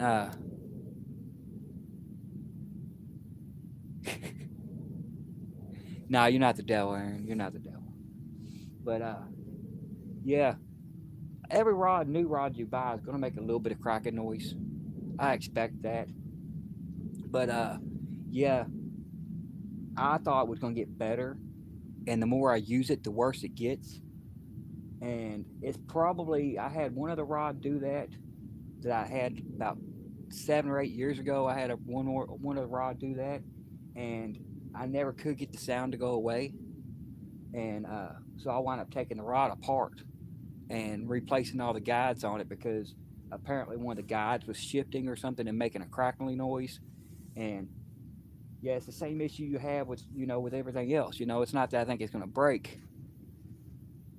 Oh, I guarantee it'll work out. I mean, it should have done that. Bad thing about it is it should have stopped crackling by now because the day I took it out fishing, the first night I took it out, I was casting 8 ounces around, and I casted it out probably close to, I say 50, 60 times.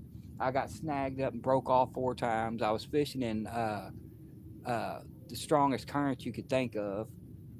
I landed one small, well, it wasn't a decent sized drum, and I picked it up like this and was bouncing him, trying to get the rod broke in. But the more I use it, the more it cracks.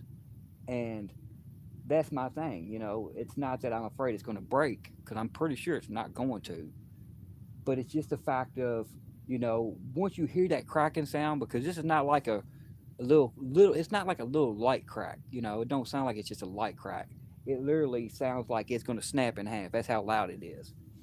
And anybody that does fishing as much as we do knows first thing you do when you hook onto a fish, you start pulling it. If you hear that rod crackling, you let off of it. Because first thing you're thinking is it's going to break. Even though I know it's not going to, it's a reaction. It's the reaction of going, oh crap, my rod's about to snap. So then you let off, and then you wind up losing fish. And since my waters don't have that much fish in them in the first place, I can't afford to miss any fish like I did earlier. I can't afford to do that, you know. That would have been my first catfish for the year because I've only got to go out 4 times this year, and that would have been my first one for the year. And I pulled a dum dum, and I'm the one to let him get away because I hooked into him. I felt him on there. He felt about 20, 25, and then I put the rod in the rod holder and watched it bend a couple times, and then it went straight, and I was like, oh, he's off, he's gone. But that was my dum dum.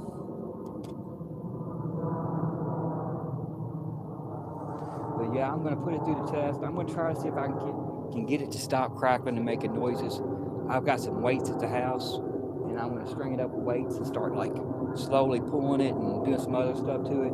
Put it through the torture test. The same torture test I put my Muddy River rods through. I put one of them through it when I first got it to see if they was as good as they said they were, and they are. They're real good rods. So I'm gonna put it through the same test and see if the crackling noise stops. If it don't, then I'll come up with two other. I've only got two other solutions. One is either retire it and leave it like it is because it looks so pretty, or find out where it's crackling and start replacing guides. Because that's the only thing I. If it keeps on crackling, that's the only thing I can think of. The only other thing it could be that would make it that way is I did have a blank one time I had to send back to the manufacturer. It was a solid blank, uh, and it was layered, and one of the layers was just rubbing a little bit. Would it bend? It would rub, and it made that noise. But I don't think it's anything like that. I think it's a guide or something. At first, I thought it was probably just a clear coat because usually that's what you'll get. You'll get clear coat popping and making noise. But no, it wasn't a clear coat because it's a lot louder than that. I mean, it literally sounds like it's going to snap in half. It's that loud. I ain't had one ever sound that loud. When I record it, before I do the torture test on it, I'm gonna put my uh, small microphone on it because it picks up everything. I'm gonna put it on it and flex it a little bit so everybody can hear what it's doing, and then we'll put it through the torture test and see what happens. And maybe I can get lucky if and by moving that mic, find out just like you do with cars, go through and find out where it's louder at to where I can try to pinpoint the if it's a guide or something, pinpoint where the guide's at, which one it is. Check my battery. Okay, I'm at 85%, so we're still good. I'll try to pinpoint which guide it is if it's a guide, and maybe I can pull that guide off and redo it and make it stop. Because it's a beautiful rod, man. Like I said, I wanted the pink and purple one, but then I couldn't get the reel for it. And I like being color coded. All my rods are color coded, so I really didn't want to get a pink and purple rod if I couldn't get a purple reel for it. And then I really wanted that smash rod is what I really want, but then I could have got a green reel for it, but uh, they didn't have those at CatCon, so I seen those Gold Rush. I'm like, man, they're getting ready to get rid of Gold Rush. Yeah, I know it's beautiful. That's a beautiful rod. But I said, man, they're getting ready to start getting rid of these Gold Rush. I'm like, you got to be kidding me. And they marked them down that much. And mind you, my wife was already buying it for me because I didn't have no. Well, see, that's what I was going to do. An Ancient Mariner, I wanted the purple one. And when I was at Catfish Conference, every booth I went to said they was back ordered. I'm like, well, if you can't get the purple one, I don't want the reel. I mean, the rod. Because I know it matches up perfect. And I don't want the rod. I mean, the reel. Yeah, I don't want the rod if I can't get the reel to match it. So, and then I seen them Gold Rush, and I'm like, you know what? I've got those Ming Yang 80 CL80s, which are real nice. That are gold. I'm like, that'll look good on that reel. I mean, on that rod, and it does, man. It looks beautiful. That rod and reel looks real nice with that gold reel on it. But there again, like I said, it's sitting at the house. I'm only gonna use it during the daytime anyway, most likely, and because I've already got 4 rods wrapped up for nighttime fishing with the eel wire. Actually, I got 5 rods wrapped up with eel wire. So ain't no sense of wrapping up another one because I hate taking my regular rods out during the day, the ones that have the eel wire on it. There's no sense of taking them out. I've got 25 rods at the house. I just need to go ahead and get them all together, figure out what are going to be my day rods and which ones are going to be my night rods. Because before, I've only had a few rods that I actually liked. Out of all them rods I've got, I've only got like 6 or 8 of them that I actually like it. That I want to use on a daily basis. And so I need to figure out which ones I'm using at night, which ones I want to use for the day, get them set up with the rigs I want to set them up with, and go with that.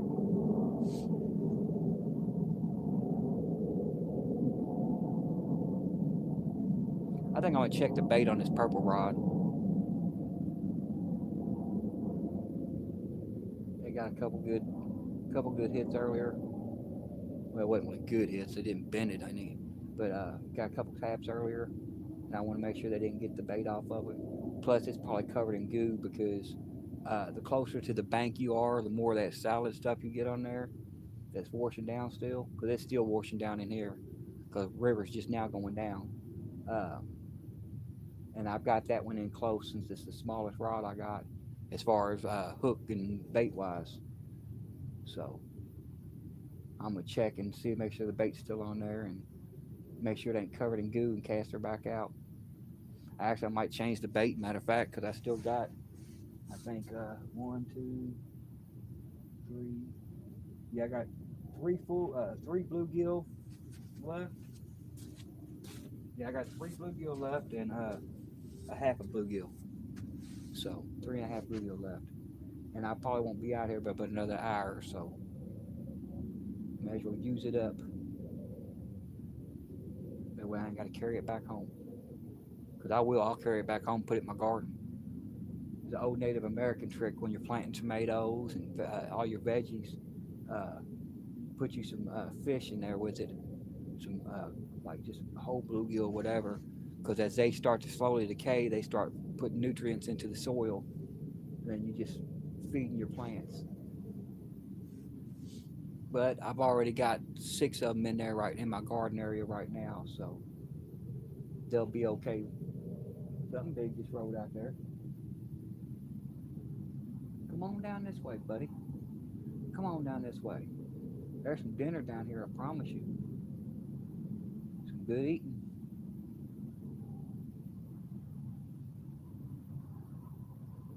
Some good eating.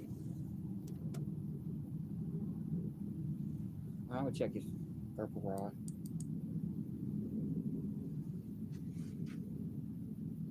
While I'm off, oh crap, sorry y'all. While I'm off camera, I'll take care of my nasty habits. So I try not to use my nasty habits on video, on camera.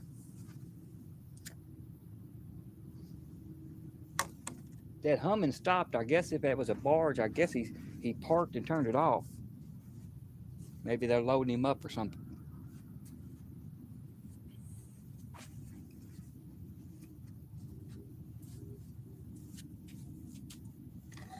Oh, hoo, my butt.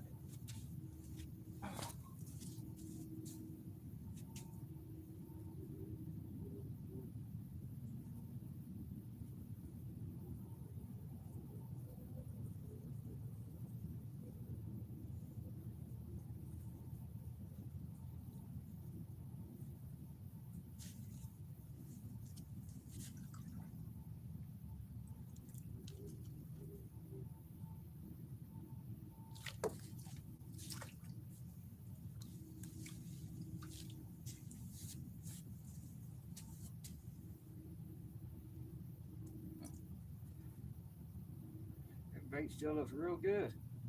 And I ain't got much to do on there either. Did catch a stick. Throw it back out there. No sense of changing it. Still smells fresh and looks fresh, so get it right back on out there. Now I'm not casting this in that far. I'm casting it out about 20 yards, 25 yards.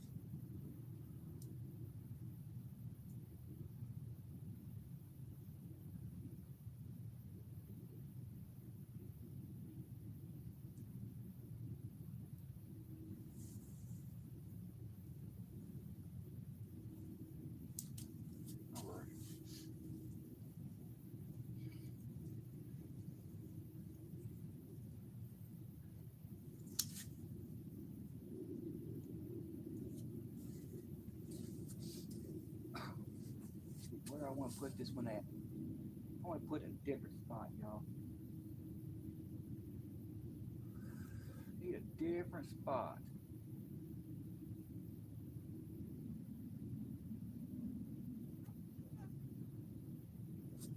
You know what I think I'll do with this one? I think I'll cast this one way over here. Going in this direction. I got these other rods going the other direction, so it's not twisted up around that eye. Kind of looks like this.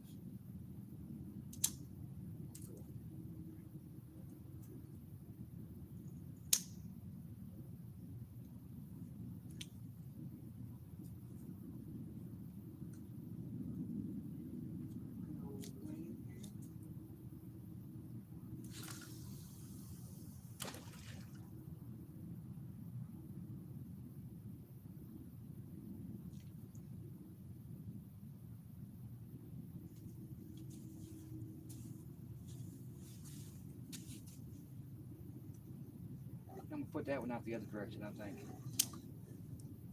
because I got those two out going to the other side over there. I see you, spider. Big old spider running up the tree.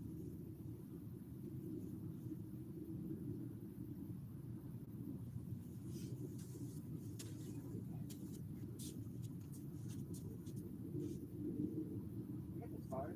I'm just working.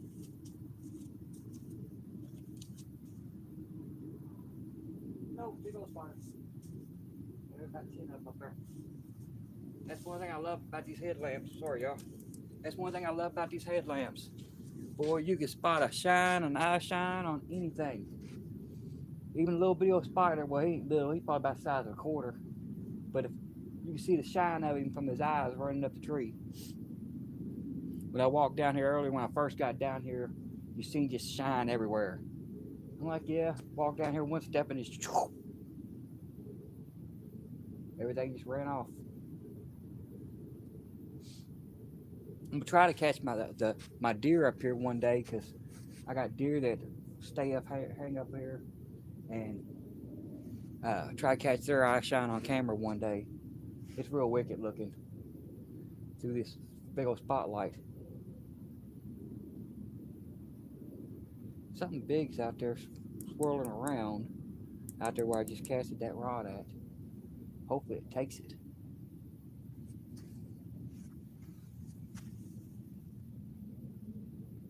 I don't know if there's a way to mute this thing or not. Nope. Yeah, mute microphone.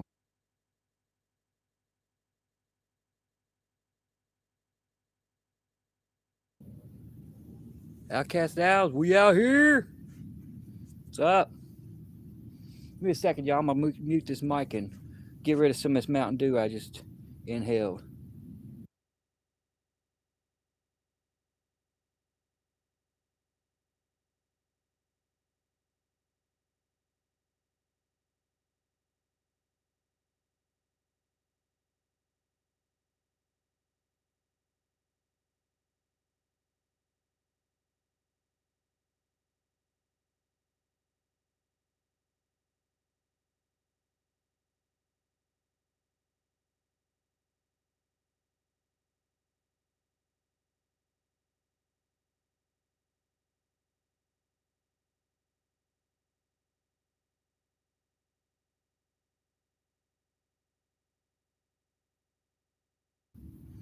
Mute the mic.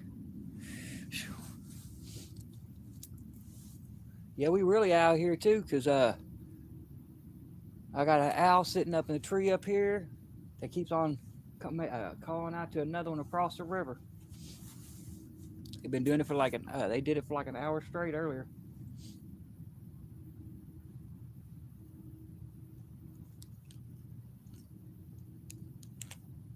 I'm actually surprised that this little video power bank that I got on this GoPro is still going. The bigger one I had on here died out quick. I've got another big one like the one I'm using to charge my phone, which is not working. It's done went dead. But my phone's at 79%, so I didn't want to use it unless in case I needed it for my phone. It'll probably run this GoPro for 2 days, maybe 3.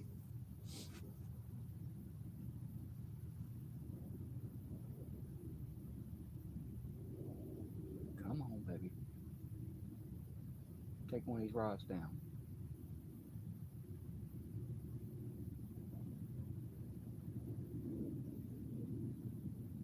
Should be about prime bike time right now.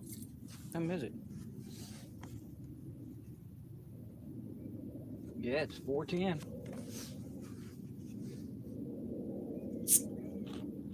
Maybe they're gonna start biting at 4:30. You know, because at 4:20 they got to take care of business. Then they're gonna have the munchies by 4:30.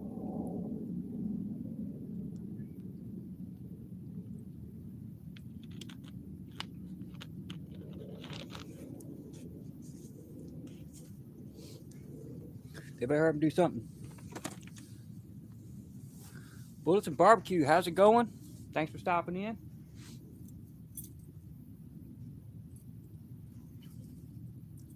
I love that name. I honestly do. I think that's one of the coolest names out there. Bullets and Barbecue. Sounds like me.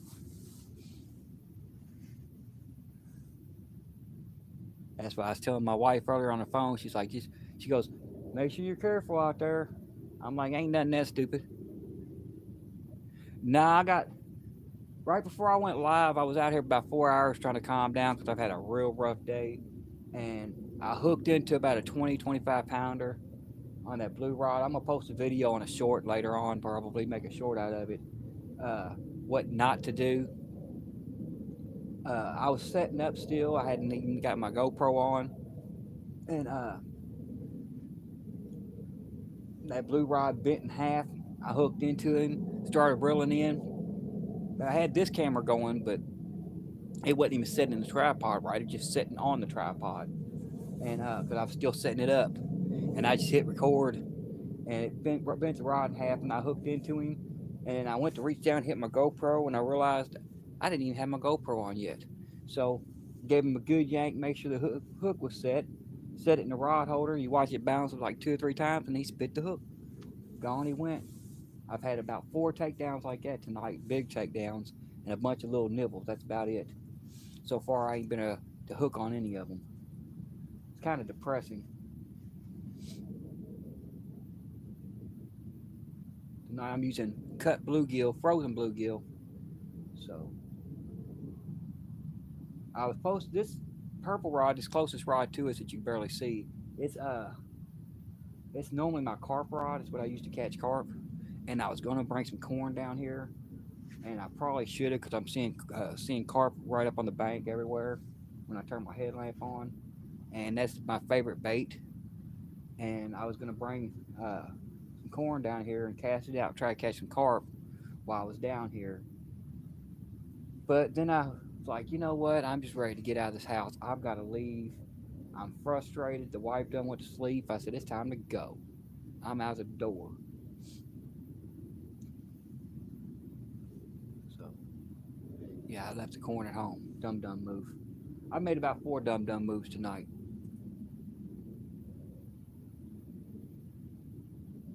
Well, you know you're right in the area. There's a piece of food right there in front of you. I got one that keeps on coming up and rolling on top, right on top of where my purple rod's sitting at. I'm like, you know, there's a piece of food right there underneath of you, buddy. Just go on down there and grab it. I'll let you go. Heck, I'll even let you keep the bait. I'll take it off the hook, put it in your mouth, and release you. I don't care. I got plenty of bait up there I got to use anyway. I'll give you a treat for giving me some fun for a few minutes. Matter of fact, if you're big enough, I'll give you one of these whole bluegill. Stick the whole bluegill in your mouth, let you go.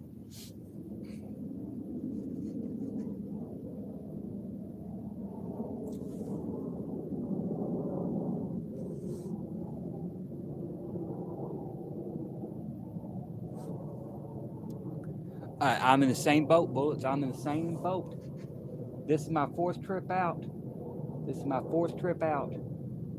With no catfish for the year. 4th trip out. I had that one on, and like I said, I pulled a dum-dum. I know better than to do that. But I've had a lot of people, ask me in my videos, they're like, if you're going to do a video, can we see you? Because, where I'm fishing at right now, the water's literally 20 foot, almost 20 foot in front of me because it's all mud. And so everybody's been asking if I can show me pulling the water, the fish out of the water. Well, I figured I'd do it with my GoPro. So when I realized I didn't have my GoPro on, I figured I'd just set it down, uh, grab the GoPro, put my GoPro on real quick. That way I can get the footage of it being pulled out of the water instead of just watching the rod go down, me pulling it up, and then y'all see me walk up with the fish. You can actually see the fight at the water with my original plan. So it was just a dumb move on my part by setting the rod in the rod holder, knowing I don't do that. I never take pressure off of them once I got them. But that time I did.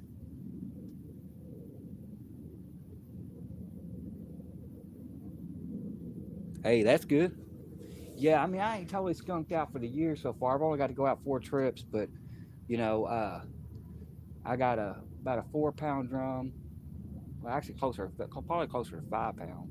He's a fat little thing. About a 4 or 5 pound drum, and I got I've caught like 12 bluegill. So it's not been a total waste of the year so far, but it ain't been great. I still got to get on my first cat for the year. I mean, I am a cat fisherman.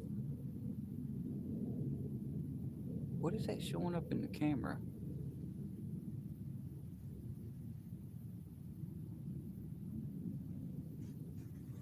Is that something on is that something on the camera or is that on the water? Huh. I don't know what that is. Is that the reflection of the water? Turn my light over. I don't know if that's a reflection of the water or not. Or if that's a spider or something. It's coming from that area, so I don't know.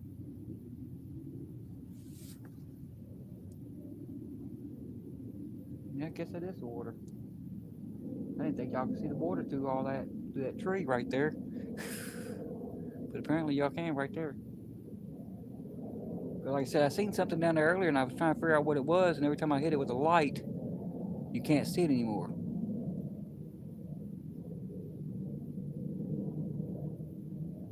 Uh, Bullets, I'm in Louisville, Kentucky.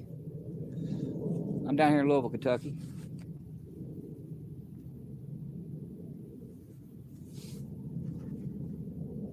Yeah, I'm fishing the Ohio. Good old Ohio River where there's no more fish. Commercial fishermen and done taking them all out. What the heck's wrong with my light? There we go. They done fished this thing out.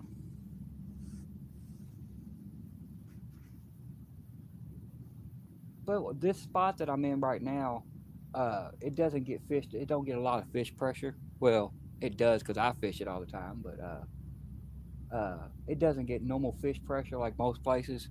Of course, you got to hike. I got to hike 15 minutes to get down here, and I got to go through the woods and down a hillside that's just ridiculously insane to get to this spot. So not many people come down here to fish, but you know,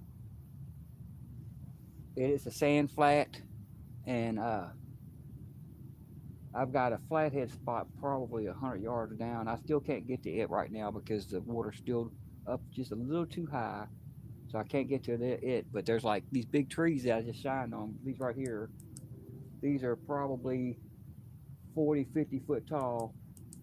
There's three of them in a row that laid down in the water that fell down. They've been down in that water for close to, I want to say, at least 6 years, and it's loaded with flatheads. Getting them out's the hard part.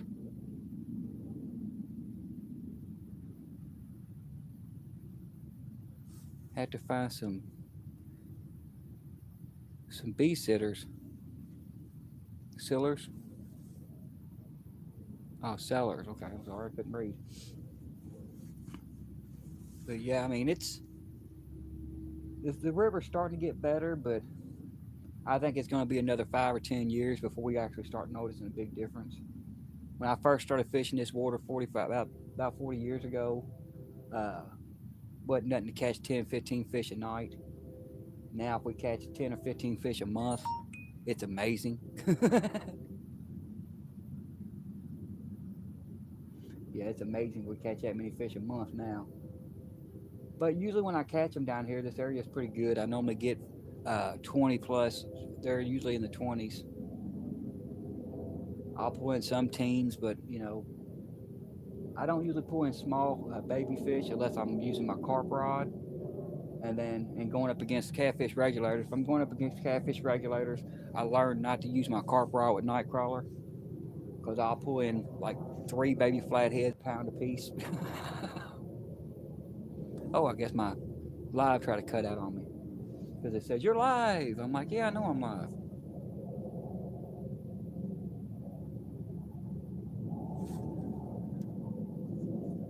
Oh, that's not good, Ernie.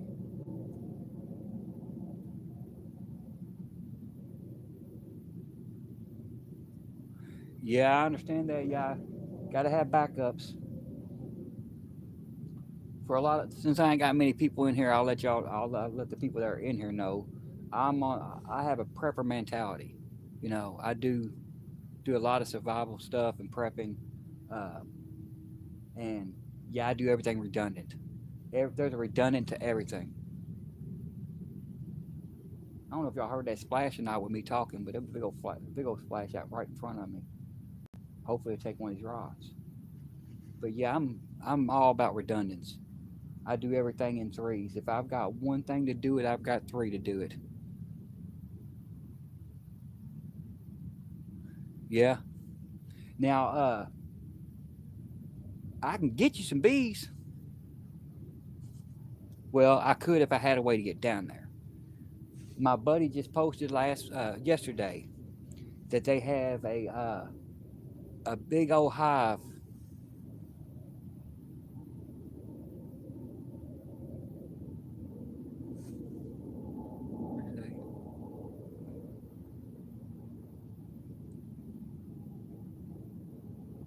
Yeah. Yeah, sure. How's it going? Nah, no fish yet. But yeah, Ernie, I'm about to start doing my gardening on my other channel, showing all my gardening and stuff. Uh, my buddy just posted he's got a tree in his front yard, and I tell you what, there is a swarm of honeybees in that thing, so big it's just unreal. I mean, it's got his whole tree sagging. And he's like, I don't know what to do with them. I said, you find the queen, and the rest of them will follow. I said, just don't kill it. I said, now honestly, if you let it sit for long enough, give them a few days, uh, they'll fly away. They're probably just resting. You know, they probably travel from God knows where. Let them rest in the tree. So, but yeah, he's got a bunch. I mean, he's got millions of them in his front yard. If I had a way to get them to you, I could get them.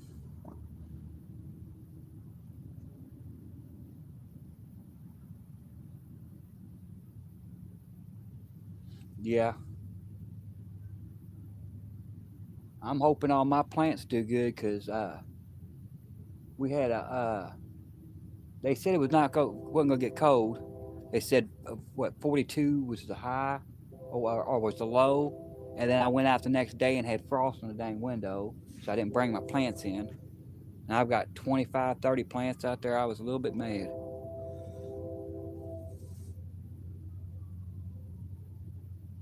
Really cool. Yeah, like I said, if I had a way to get them down to you, because I know how to catch them without hurting them. You just had to find the queen and be delicate with her and move her to a box where they can all load into, and they'll keep her safe.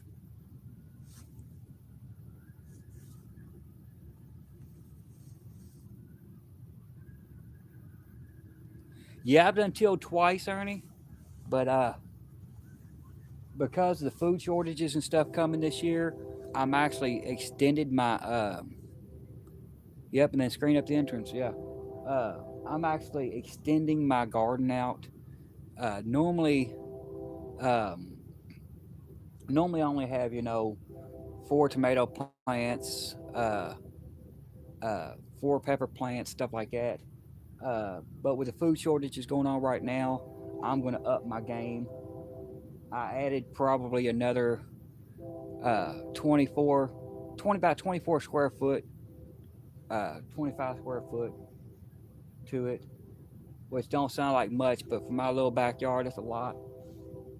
I already had, 100 square foot, 200 square foot of garden space, but I'm going to do a bunch of extra stuff today. This year, I've already started tilling up other areas in the garden, away from the garden, along the fence lines and everything else, where the flower beds used to be.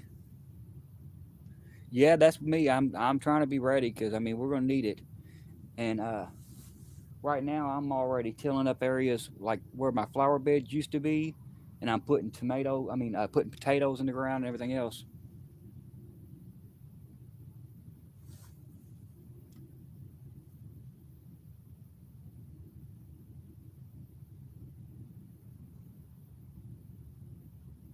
Yeah.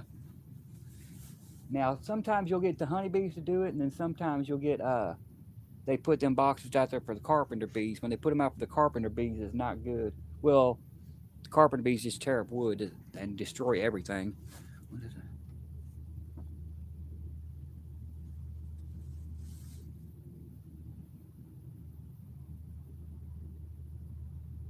Yeah, it's gonna get ugly, Ernie. It's gonna get ugly. I'm trying to get my wife on the same page because, you know, when this pandemic first took off, 6 months before it hit the United States, I had started warning all my friends and family that it was coming. I'm like, look, we're gonna have shortages on food. We're gonna have shortages on this. I said, go get stocked up now. Don't wait for the panic. Go get stocked up now. Sure enough, here in Kentucky, especially where I'm at, they shut everything down, and yeah, they everybody went out and talked my mother-in-law into going and getting groceries, and she's like, well, we never eat that much anyway. I'm like, yeah, I know. There's only two of y'all there, and y'all don't eat much, but for you to have, I said, go give yourself at least 3 weeks worth of food extra. I said, if it's not going to break you, give yourself 3 weeks more. I said, just to be safe because you never know what's going to happen. And sure enough, she called me up about a month later. She goes, you know what? I'm glad you told me that. I said, we mean? She said, I didn't believe you. I thought you was just talking crazy. She said, but my grocery stores ain't got no food in them. I'm like, yeah, I told y'all it was coming. She said, well, we're out here in the country because they was way out in Indiana in the country. Yeah, that's what I'm trying to do right now. And I was like, she goes, well, out here in the country, all of our grocery stores are empty. I'm like, well, that's mom. I said, Mom, that's why I told you, go get groceries now. And I looked at my wife the other day. I said, you remember when I told everybody that? And they didn't believe me. They found out, they did it, and they called me thanking me. I had 7 phone calls in 2 days telling me thanks for the heads up. I'm like, well, guess what? I'm giving you a heads up now. It's going to get worse.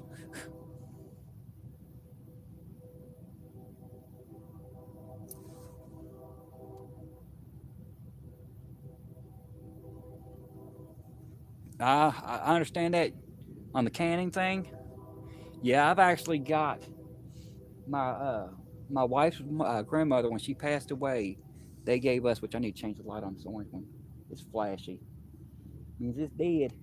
But yeah, she gave me a canner. Well, she didn't give it to me. Her son gave me a canner. So I got a real big canner, and he gave me about 500 jars. I gotta get lids for all of them and clean them and sterilize them because they've been in the garage for months.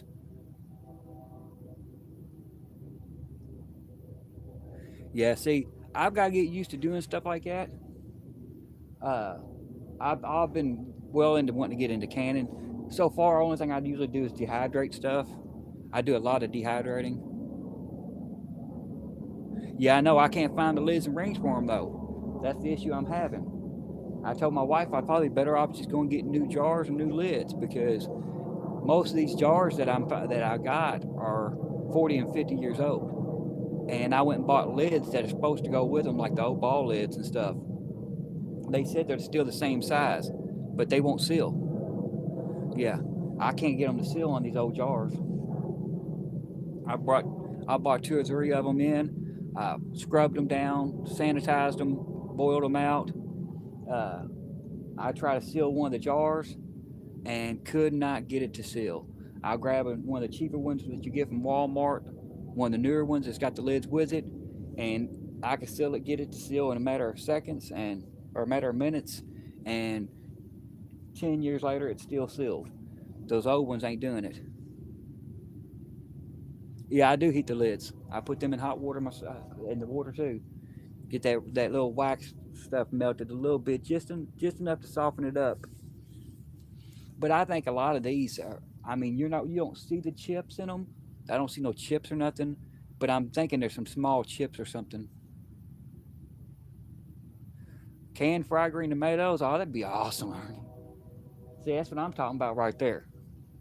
See, right now, I mean, I don't have much of a stock right now. I mean, I've got probably if things went south right now, we would probably be good for about 3 months, 2 3 months, and that's if I started proportioning food because right now we don't know what a portion of food is, and that's just to be honest. I make a pot of spaghetti right now, and that's no joke. My kids want spaghetti, and I'll make spaghetti right now, and I'll make about 3 gallons, 4 gallons of spaghetti for one at one time. And between the six of people in the house that are there eating the spaghetti, they'll eat it all in one night. They'll literally go through, 3 to 4 gallons of spaghetti in one night. So it's like I've told my kids, I said, y'all gonna be hating life when y'all gotta cut back. It's the other day I made chicken strips. We made chicken strips and some other stuff. I'm working on it, brother. I'm working on it. Um, but yeah, we made chicken strips, and I went to the store. We bought like these two big bags, and we wound up making 3 big bags of chicken strips, and I made, a bunch of mashed potatoes, some mac and cheese, and my son come up there and he likes to eat. He's 16. He loves to eat, and I filled his plate up. I mean, I had it stacked this high. I mean, you could not. I mean, you couldn't get anything else on his plate if you wanted to. And I sent him downstairs and I told him, I said, "Here you go, bud." I said, "This is all you need. There's 4 pounds of food on that plate.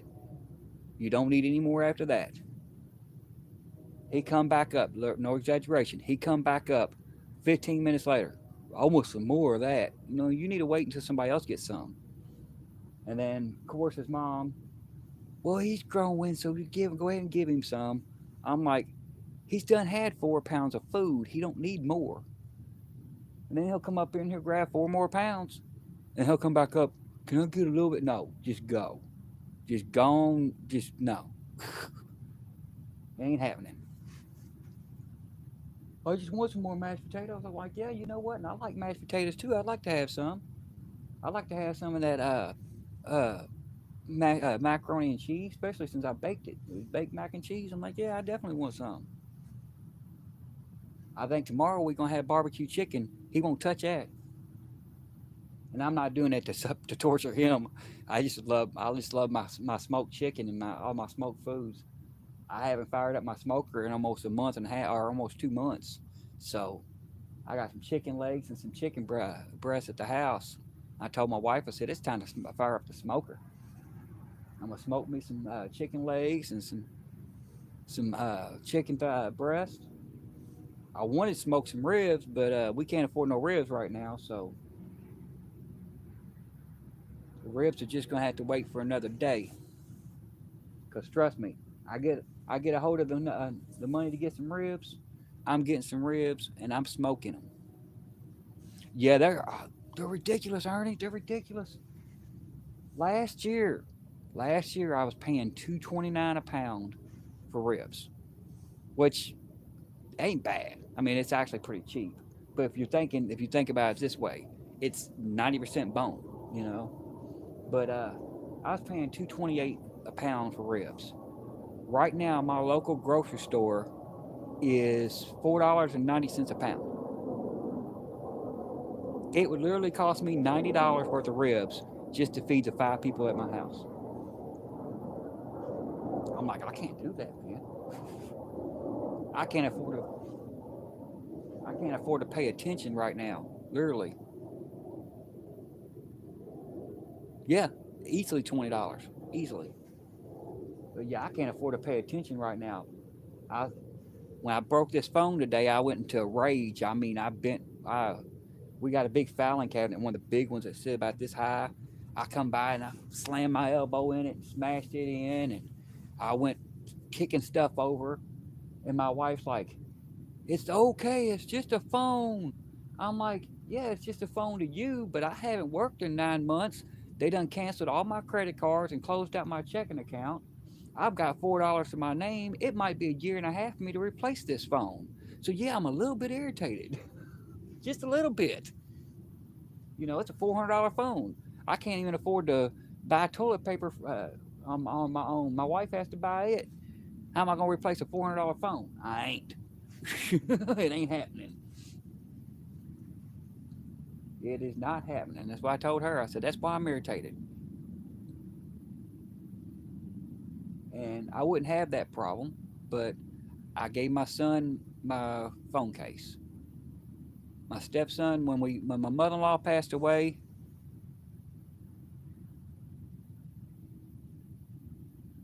yeah, I don't blame you. I wouldn't pay for him either. My wife got steak the other night, about 2 weeks ago, and she bought steak. She said, "You know what? I haven't had steak. We're gonna get steak." I'm like, "Cool, get steak. We'll eat steak tonight." We went in there, and each steak was $10 a piece, and that's for a small steak about this big. And I'm like, "You know what? I don't want steak. You're gonna pay $10 for one steak? I'm not doing it. It's not worth it." I said, "Get y'all for some steak." She said, "Well, where are you going to eat?" I said, "I don't know, but I can find something cheaper than that." No, I'm sorry, it wasn't $10, it was $15 a steak. It was like $15 a steak. I said, "I could have more fun and eat better for cheaper." She goes, "There's no way." So I walked over and grabbed me a big old thick pound pack of bacon. I said, "There you go, bacon sandwiches. That's as good as steak any day, and it's $5."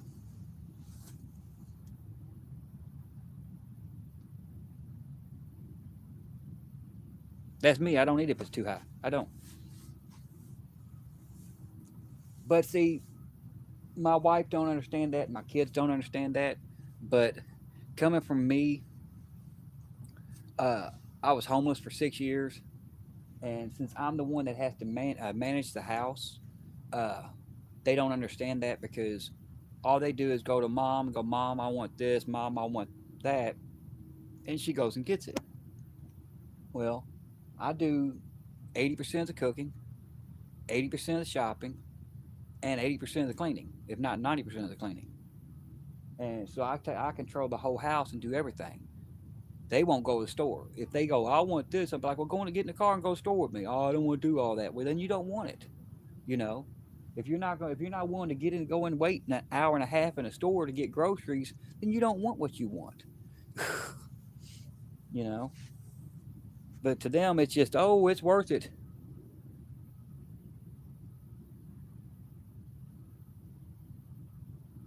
Yeah, it's diet food is, Ernie. Now my buddy, he literally he wound up losing 25 pounds, and the only thing he changed in his diet, the only thing he changed in his diet is he portioned his meals out a little bit less every time. As far as you know, like I was talking about that plate of food my son had, 4 pounds. He used to eat plates like that. He cut it down to three, and he was still full afterwards. He didn't cut off much, just a couple bites, just a couple bites here and there. Is all it was. But he was eating consistently. He was eating 3 meals a day consistently, and that's the trick to it. You know, that is the trick to it. Oh yeah, eggs and salad gets old. But see, I'm one of the people that I gotta have eggs in my salad, That's the only way I eat is if I got boiled eggs in it. Yeah, you was active. Even though you was driving a truck, you was still active. See, I've got just the opposite problem. I can't gain weight. I cannot gain weight to save my life. I've been off work for, like I said, about 9 months now. And I've been going through severe depression for the last 3 months. I mean, to the point that I don't even get out of bed half the time. I went from eating 4 times a day like I used to eating once a day, if that, because I'm just too depressed to eat. I don't care. And everybody's like, man, you should be putting on weight, not doing anything because all you do is sit in the bed, which is what I do. I sit either in the bed or I sit in the kitchen chair and drink coffee and watch TV. I won't get up and do nothing. I'll look at the house and be like, I need to clean it. It's going to sit. I'm tired of being the one to clean it. Yeah. So it's like, I just get to the point where I'm like, I'm done. I'm not even wasting my time. I'm just going to sit here and watch TV and not going to move. Now I'll sit there and start snacking. They're like, man, you should have done gained 50 pounds by now. I'm like, yeah, I lost 4. I lost 4 pounds. They're like, I don't know how you're losing weight. But yeah, I tell you what, I never thought in my life that I would be in the position I'm in right now. And that's the God's honest truth. I never thought I'd be in this position. I've worked since I was 13. I've been on my feet since, you know, I used to ride a bike almost 100 miles a day. So I've always been energetic and always been mobile. And man, when I got sick at work and I had to leave my job, uh, it was just like night and day because I couldn't do anything. I was walking. Uh, I was walking at work. I was walking 27 miles a day according to my little watch thing. 27 miles a day is what I would walk. I sat at home for 3 weeks, 4 weeks, and didn't go nowhere. Didn't do anything because of my health. And it's like I went to walk down here, and it's only literally it's a 15-minute walk. I can see these trees from my back porch, and I got halfway down here and had to stop. I sit on the steps, and I'm like, I'm like, man, I went from walking 20 miles a day, 27 miles a day, to less than a month. I can barely walk a half block. That's not good. That's not good at all. But I mean, I guess that's what happens when we get old. I mean, I will be 50 this year, and it's been a rough 50 years. I haven't taken care of myself, that's for sure. I eat fattening foods. I'm a bacon fanatic, and you know, I climb up and down these mountains all the dang time to go fishing. Fall down them and roll down them. You know,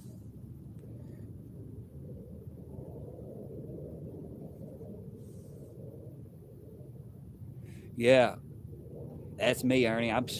It's they say over the hill. Well, you know what? I'm about to be over the hill for real. Because I mean, actually, I should be. I'm probably gonna be under the hill by the time I get done. I was walking down here today and fell. I literally, I can't walk. I got halfway down this hill, and it's not that bad right now. I mean, I can literally look up and actually see all clearing. It's all sand, all sand. But I mean, it's stair step like, because it's been washed down so much, it's just washed. But there's debris out here, big logs and stuff, and my wheels on my cart got stuck, and I said, down I went. Usually, I would have had better balance than that. So now I know what they mean by over the hill, because once you get over that hill, you fall down that sucker, and it's not gracefully. See, back when we was younger, when you fall, you bounce. Yeah, you don't bounce no more. Once you hit 30 years old, the bouncing's gone. You hit and you stop. It's that sudden stop at the end, and it's over. You breaking something. Call it skill. Yeah, it's about skill too. I told my wife, I said, you know, I'm the only one I think that's gotten away with not putting bloopers on my channel. Y'all, it's a lot harder to heal. I'm the only one I know of so far that hasn't had to put bloopers on my channel. Everybody's sitting there trying to record their bloopers. I'm trying to see how long I can go without getting a blooper caught. And it ain't working too good because, man, you'll hear me over off the other side of the camera. I'll go to be walking down here and you'll hear me fall. You won't see it, but you'll hear me. And I'll come up and I'll be talking. And I'll have mud all down my side. But yeah, done slid down in the mud halfway into the river. I'm waiting for the day I come tumbling down this big old hill and hit the water for real. Because it's going to happen. It is going to happen.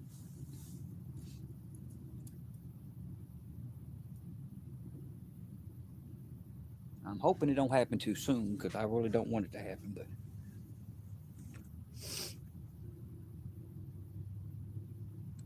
oh man, come on, man, one fishy, please. Just give me one fishy.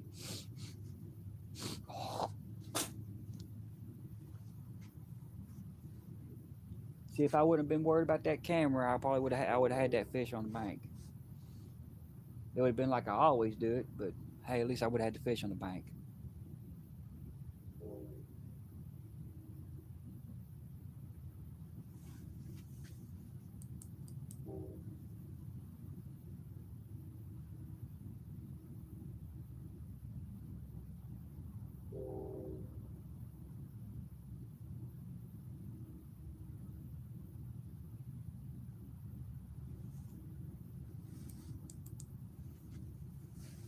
Looking for eye shine. I hear something walking through the woods.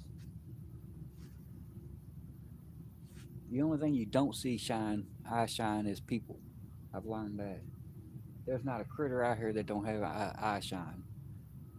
Every time I hit the deers, the raccoons, the squirrels, the spiders, they all shine and light up. Humans don't light up. And we do have a homeless element here. I've got one guy that's down here. He's cool people. I used to work with him. He's good people. He's a veteran. And he's not a problem. He'll come down here, joke with me, talk with me, and everything else. But the rest of, the elements we have come down here, I don't know too well. And yeah, that's why I keep my baby sitting over in the corner. She's always sitting there staring at me.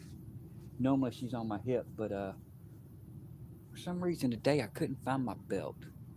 I guess it's because I was too mad. I asked my wife, I said, "You seen my belt?" She said, "No, I haven't." I said, "It was in the bedroom." She said, "Yeah, I know." I said, "Yep, that's typical stuff. My stuff's gone." She goes, "It's here somewhere." I said, "I ain't got time. I'm just done." Abbott, how's it going, brother? Thank you for coming in.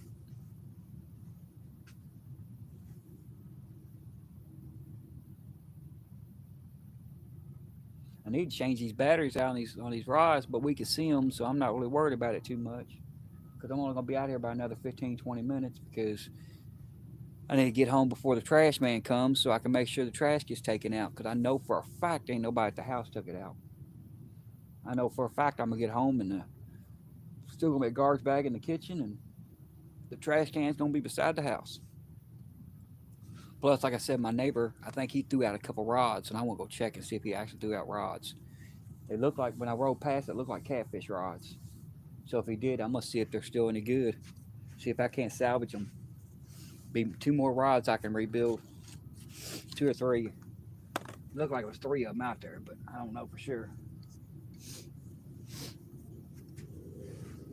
Heck, my neighbors probably think I'm a garbage picker by now. Shoot, my neighbor next door to me, he used to have real nice stuff. I mean, he still does got real nice stuff, but he used to have real nice stuff in his garage. Had it set up. He's got all kinds of antique stuff everywhere, um, and his wife's making him get rid of a lot of it. So he'll go out there and he'll set a bunch of stuff outside and be like, "Somebody will come by and get it." And I'm like, "Yeah, they will. Somebody will come by and get it." I went out there last night and they two big old speakers out there, 15-inch subwoofers. I'm like, "Yep, mine."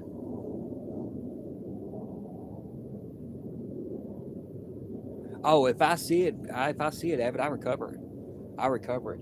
and there's two rods that look like 7 foot 6 rods, look like catfish rods hanging out of a garbage can. So best believe if they're still there, I'm gonna pick them up, and I'm gonna rebuild them. They'll be custom by the time I'm done. I mean, I've got like 1,500 guides at the house to rebuild rods. I mean, when I ordered them, I ordered enough to build. I think it was 45 or 50 rods, and it's all the good guides like you get on Whisker Seekers and stuff like that, the big solid ones. So I got enough thread to wrap 800 rods and enough epoxy to do 600. So we're good.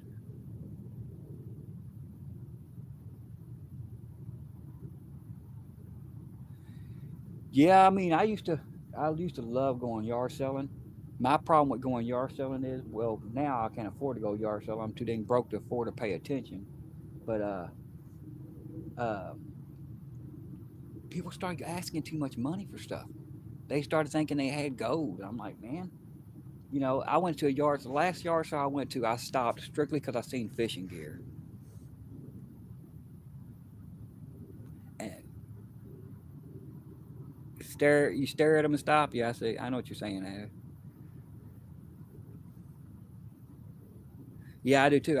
If I see a rod, I'll take the if it's got good guides on it and the rod's broke, I'll take the guides off and recycle them. Now I'll throw the rod in my damn. I'll break it up and throw it in my garbage can. But yeah, but see, I was doing the same thing. Yeah, but I see rods in the yard sale and I'll stop. And I noticed that last year I was doing that. I was riding by looking to see what I could see, and I rode past this yard sale and they had like 4 or 5 fishing rods out there. And I went out there and I looked at them, and they have like the Walmart ugly sticks with a spinning reel on them or something like a Shakespeare spinning reel. And I'll be like, how much you want on that little rod out there? Oh, I gotta have $50 for it. I'm like, dude, that rod is $40. Rod and reel's $40 brand new. Why are you getting 50 for it? Oh no, I paid twice that much for it. This is like I'm like, no, I'll pass, buddy.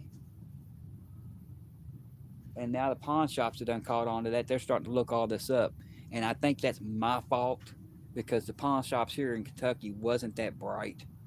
We had I bought a camouflage Abu Garcia 6401 mini rocket series reel on a camouflage 9 foot camouflage prowler rod.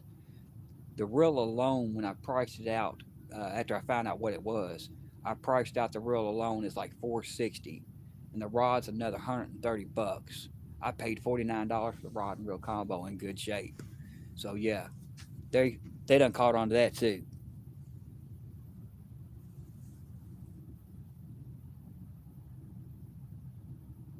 Yeah, they tried. It's just, I don't fall for it. I don't fall for it one bit, not at all.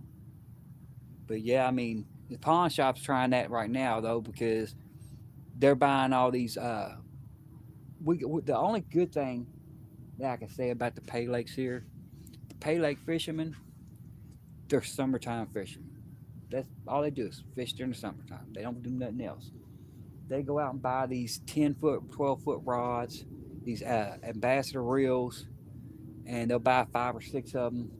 They'll fish with them all summer, and then come wintertime, they take them to the pawn shop and pawn them, and then they lose them to the pawn shop. Then you go in the pawn shop and they got 600 rods with ambassador reels on them.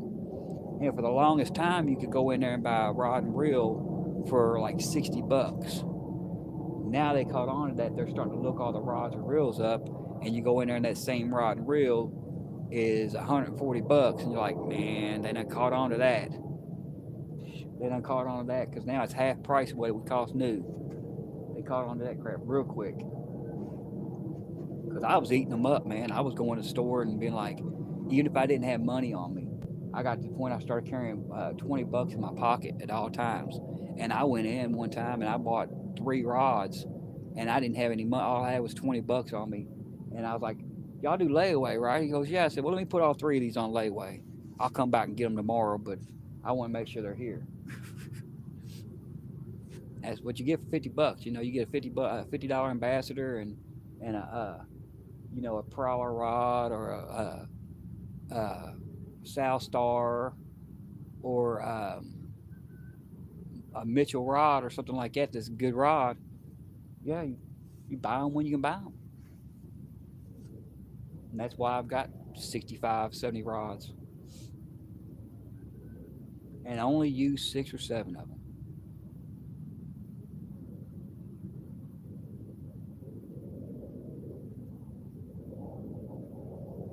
Yeah, I'm definitely thinking that. Oh yeah, yeah. That's all the deals are just about gone. Well, y'all, I think I'm gonna pack it up here in a minute. I don't know what time it is, but I'm hearing roosters crow. I got about 5 minutes. Them roosters are a little early, man. Get home, time to take out the trash and uh, get that taken care of. Find me something to eat.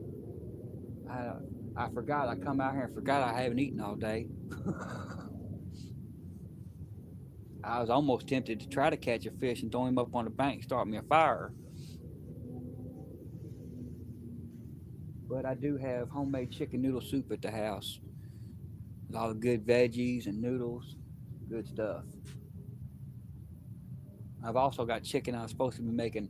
I was supposed to be making a video of these little. They're almost like Philly cheesesteaks, but they're not. What you do is you take the chicken, boil the chicken breast, you shred it after it's boiled. You get you some biscuits. You put it on the biscuit. Get you some peppers and onions, and the I use a mozzarella cheese and a provolone cheese, and I'll cook it all together, melt it down in there, and then throw it on that biscuit. It's just like a Philly cheesesteak, but it's chicken. Yeah, it's real good, especially on that biscuit.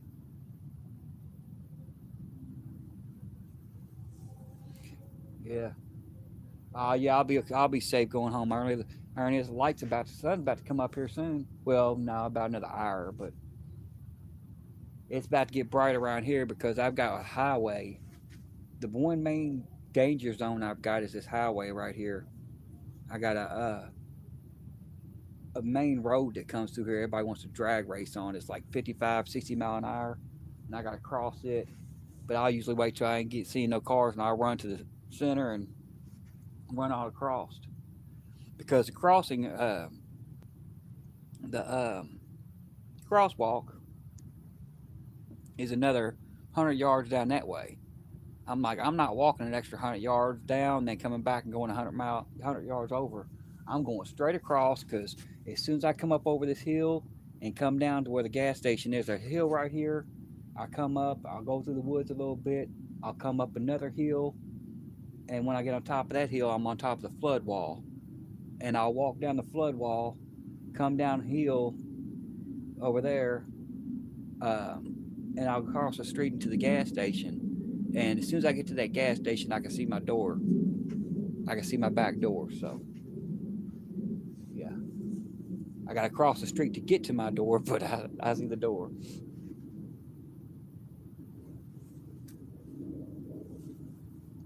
I was actually smart today. I actually brought my keys to my garage today. Normally, I don't bring my keys with me, and then I get home and walk in the house with mud all over my boots. And yeah, my wife gets a little bit angry when she gets up because she'll hear me come in, check on me. She goes, "You got mud on your boots." Yep. Sorry. I'll clean it up. I always do anyway. But yeah, now I can take all my rods instead of going in the house to get the keys. I just take the keys and pop the door open, and put all my gear in there, and then stroll on in the house. Take my shoes off outside. Yeah, that's what I do too, Ernie. What I've been doing here lately is I confiscated a pair of Adidas um, sandals for my daughter that she left over my house because she's bigger than I am now, and She said, I don't wear these no more. She goes, throw them away. I said, I ain't throwing them away. I'm keeping them.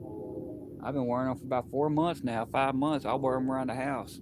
And I'll take them outside. I'll put them, go out to the garage, and I'll take them out there, and I'll put my boots on outside in the garage. And then when I get home, I'll take my boots off, put my sandals back on.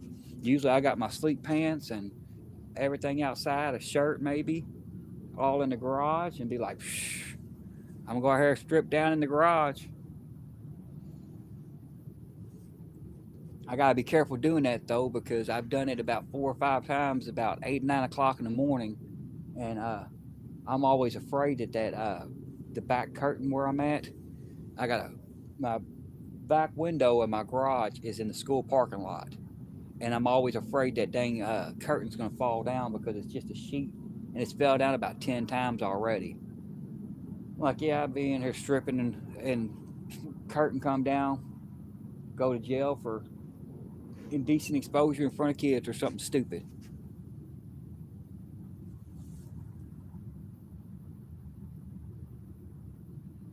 Yeah, the teachers might see me. I'm not worried about the teachers seeing me. I'm worried about the kids seeing me. I ain't worried about the teachers. Because if the teachers saw me, I'd be like, hey, what's up? You know.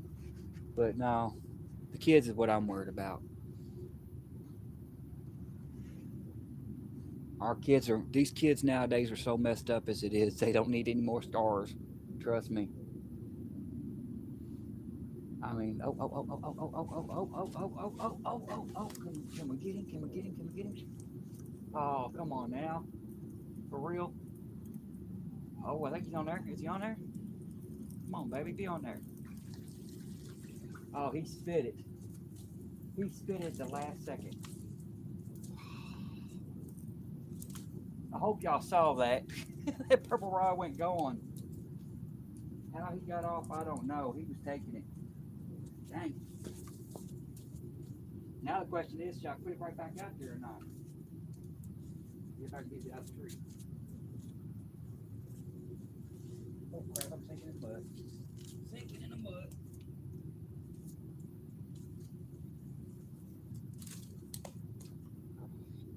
Lost my bait.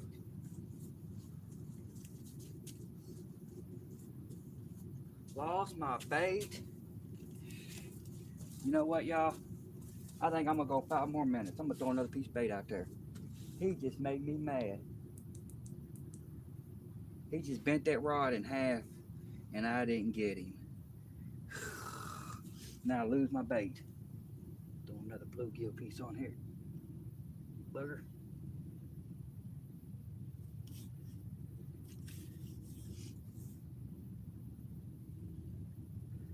And I didn't feel him on the hook, so I don't think the hook got him. He might still be out there looking for more food. Go right back out there on top of his head.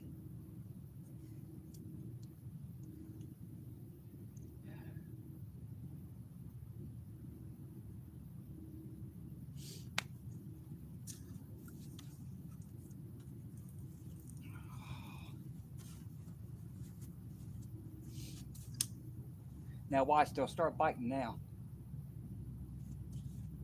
Right when I say it's time to go home.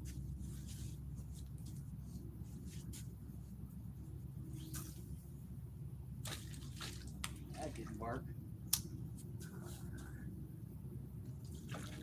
Hit that tree. I knew that was going to happen. I wasn't close enough to the water. Hit that tree, knocked my bait right off. Booger, man. So, I got one right here ready to go.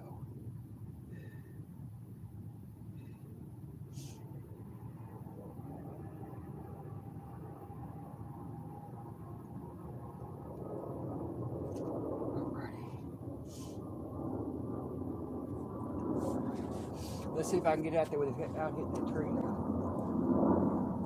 Maybe they're going to start biting again. If so, I'm stuck because I ain't going on. They're biting.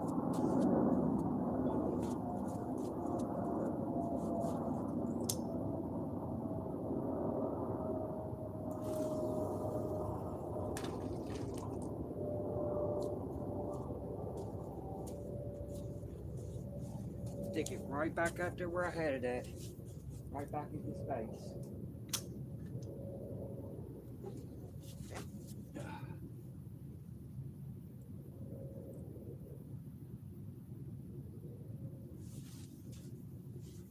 Man, that's enough to irritate you right there. When you see that rod just bend over and you're like, he's on there. No, he wasn't. He done got off. And actually, you can't even see the rods anymore. My light's getting too dim. Oh, crap. Come here, rod.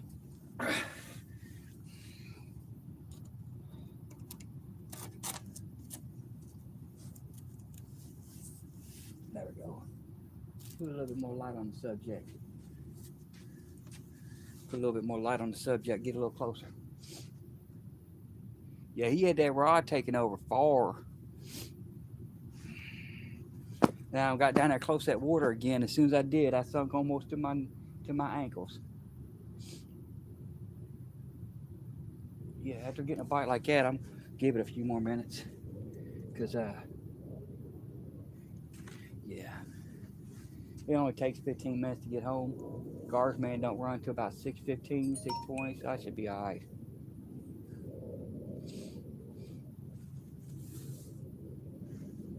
Cause that's how it works down here.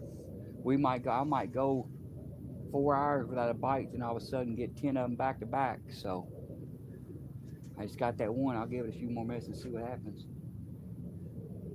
If they start biting, I guess I need to change out my batteries.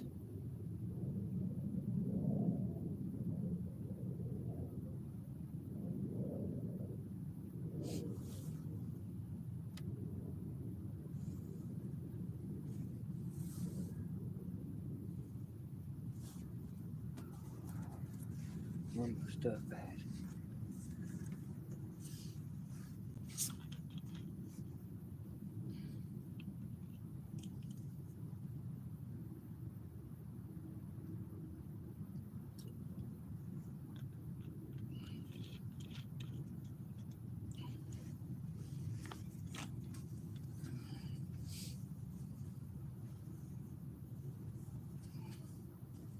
Yeah, like damn.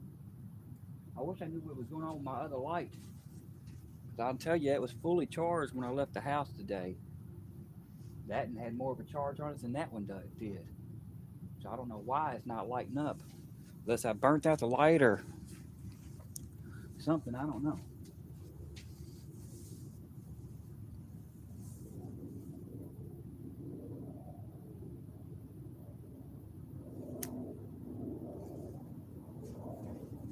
Now, y'all, walked off the camera on purpose so I could do my normal uh, bad habit. And as soon as I walk away, I see that purple rod bouncing. So I'm gonna step back away from it. Maybe if I'm far enough away, he'll grab it and run with it.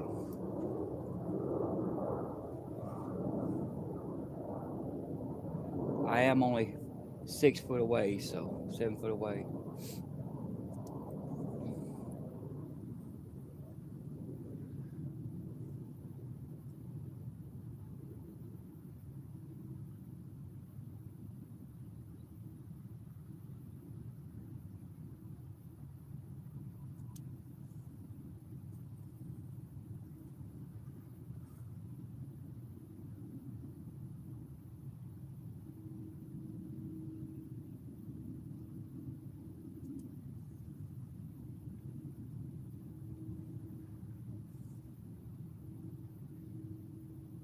He's tapping it like a flathead. He just slowly pulling a little bit, just ever so softly rocking that rod.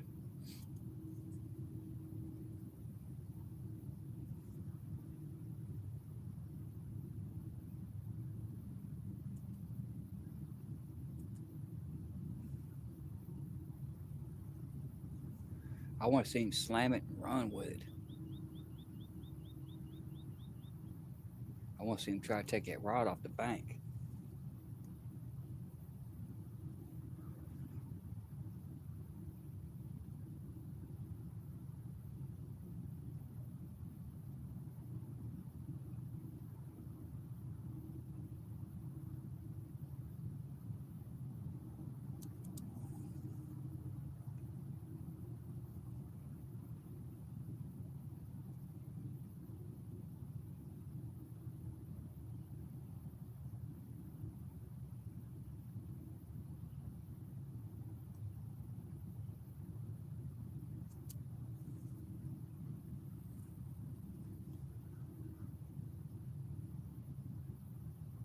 He bounced it. So I'm guessing he's still out there. Come on, take it down. Now I know he can't resist that headpiece.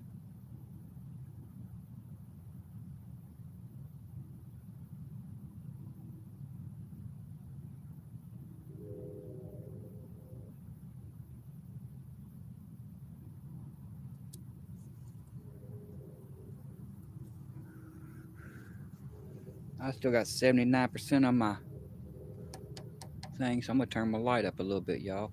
So y'all can see things better.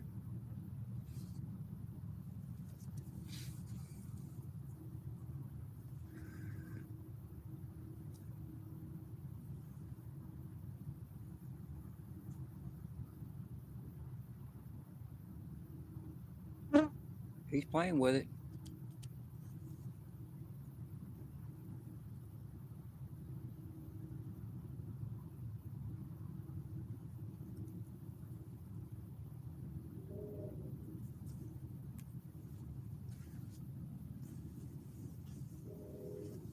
He's back to playing with it. Oh, that's too bright. I'm ghostly. Oh, Jesus. Come on, take it, baby.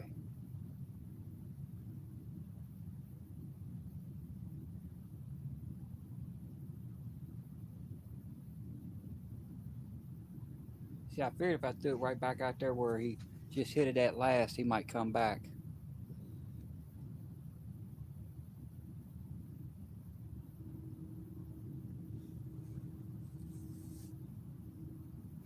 Yeah, middle where I was blinking. When the batteries get real low, they'll start to blink to let you know the batteries are low. But since I was getting ready, I was getting ready to call it quits until that rod bent over, and I got frustrated because I lost him. So I put another piece of bait on there and cast it right back in the same area. He's done started tapping it. So I'll give him a few more minutes.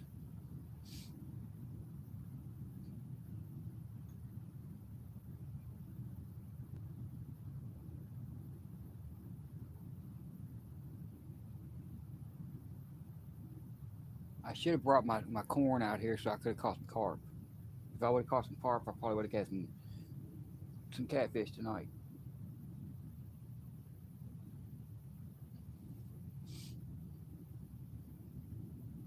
Now I won't keep any. I won't keep any of the carp unless they're like real small ones, 2 or 3 pound. Anything bigger than that, I let go because they're too fun to catch. I'll catch them and play and fight with them all day long. But if they're small enough, 2, 3 pound, about you know 12 inches or less, I'll hack them up and put them on a hook. And these fish up here love them, but they only want it when it's fresh. They don't want the old stuff. Yeah, the fish are starting to roll now.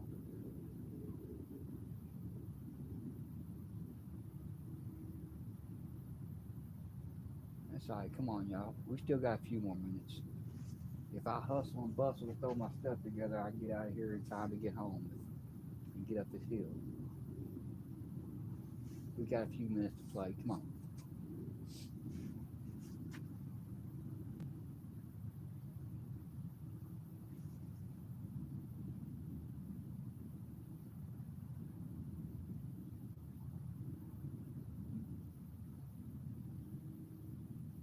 Come on. I'll take a dink. I don't care. I will take a dink right now.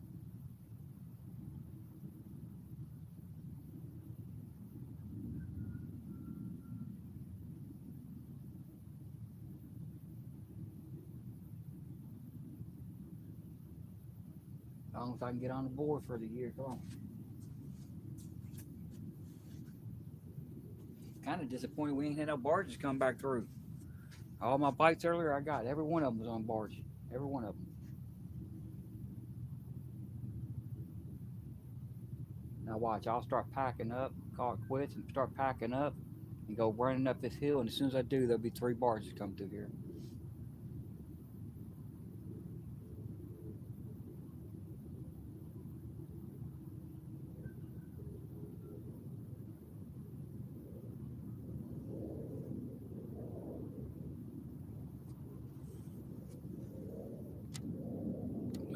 show up.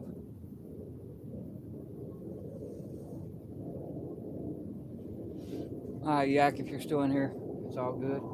I'll probably end this in about 5 or 10 minutes anyway. I was supposed to already end it, but after that bite, I'm like, ah.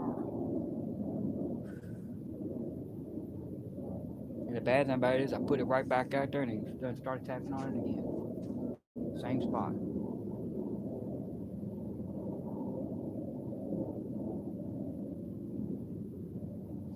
It smells skunk. And it ain't. It might be coming from the rods, but I literally smell a skunk.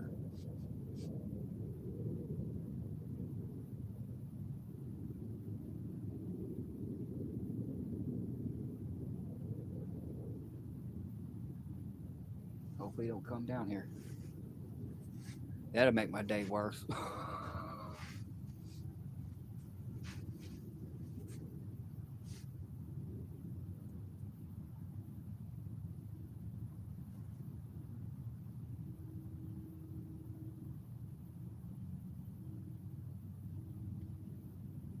And I just heard a big one roll down that way. They're starting to wake up right when I gotta leave. Ain't that how it usually works? Right when I leave, they start waking up. Now I'm hearing them flop around. We just had that broad bend. Yeah,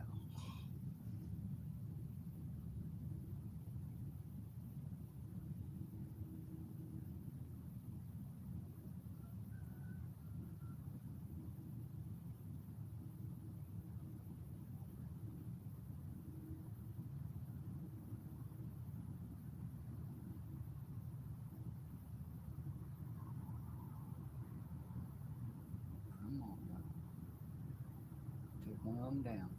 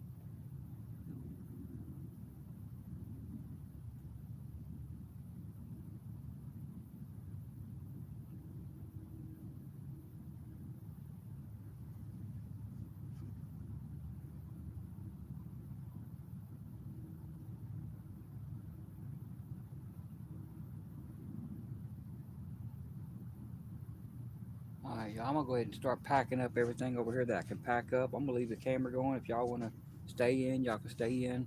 I'll leave the lights on so y'all can see the rods, and I'll leave the rods out till last. I'll go ahead and start packing up my bags. See what happens.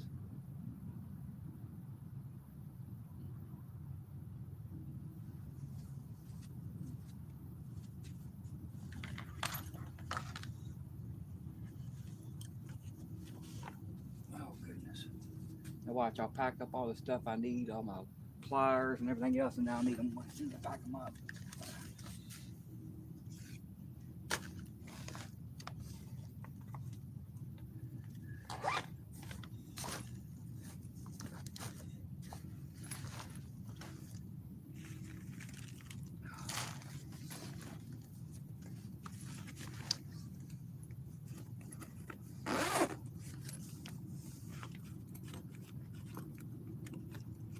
Get everything in my backpack.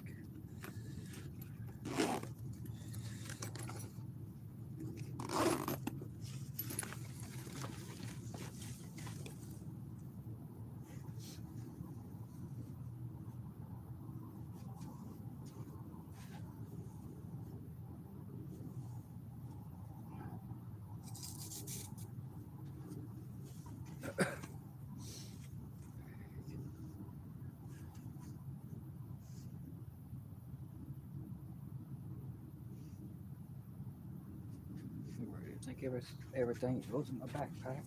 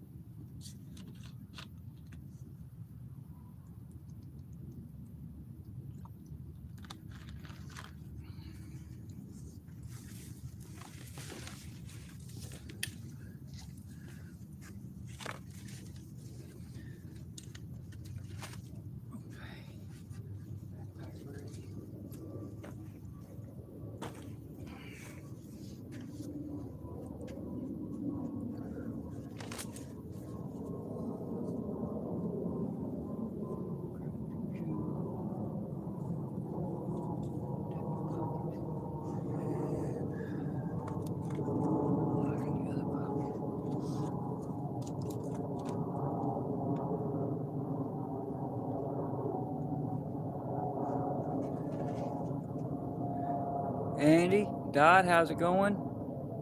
Big Slim, how's it going, y'all? Starting to pack it up because need to probably get out of here in the next few minutes, but I'm gonna leave the rods out for a few more minutes and everything else because this one just had about 10 minutes ago, just had a nice takedown on it. So I just do it right back in the same spot. And starting to hear the fish roll now, so they're probably waking up. So I figured I'll leave them out till last. Maybe we'll get a fish.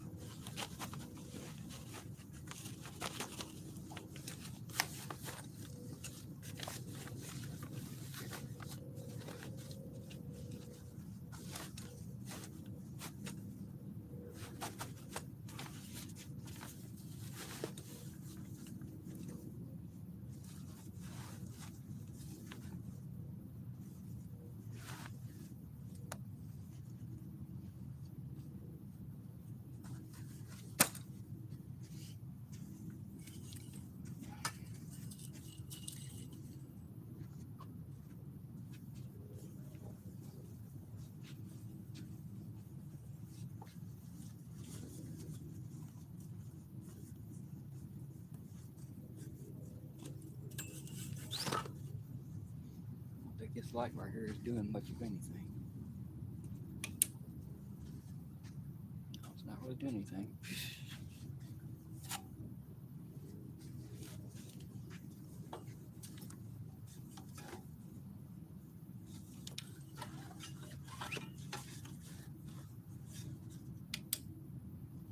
Yeah, pretty dang dead.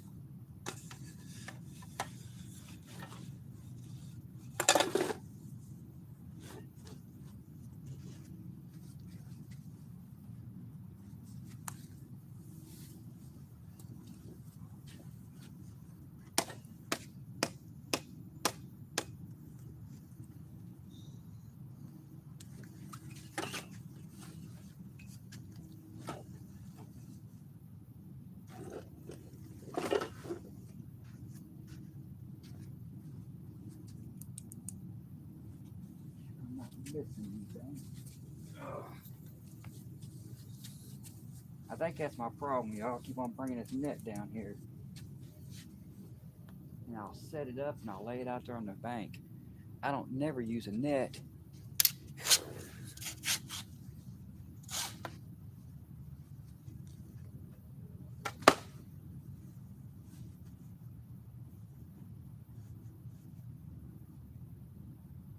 Alrighty. Well, it says I got 2 people still on here, y'all. I'm gonna go ahead and call it a night. Go ahead and get these rods pulled in and try to hustle up out of this hill, get to the house in time to get the trash taken out and everything. So I know it gets taken out. I appreciate everybody staying in here with me all night. I just wish I could have hooked up on one. It'd been nice. Especially that last one would have been nice because, you know, the people that had stayed in all night could have got to see one. But it is what it is. You know, we'll come out and do it again. Hopefully I'll have better luck next time. I mean, I had some good takedowns. That last one, I had about 5 or 6 of them that good all night. Just nothing would commit. They bend it rod down, then let go of it. So that's why they call it fishing and not catching. But I'm going to go ahead and end this, and I appreciate everybody for staying in here, and I'll catch you all later.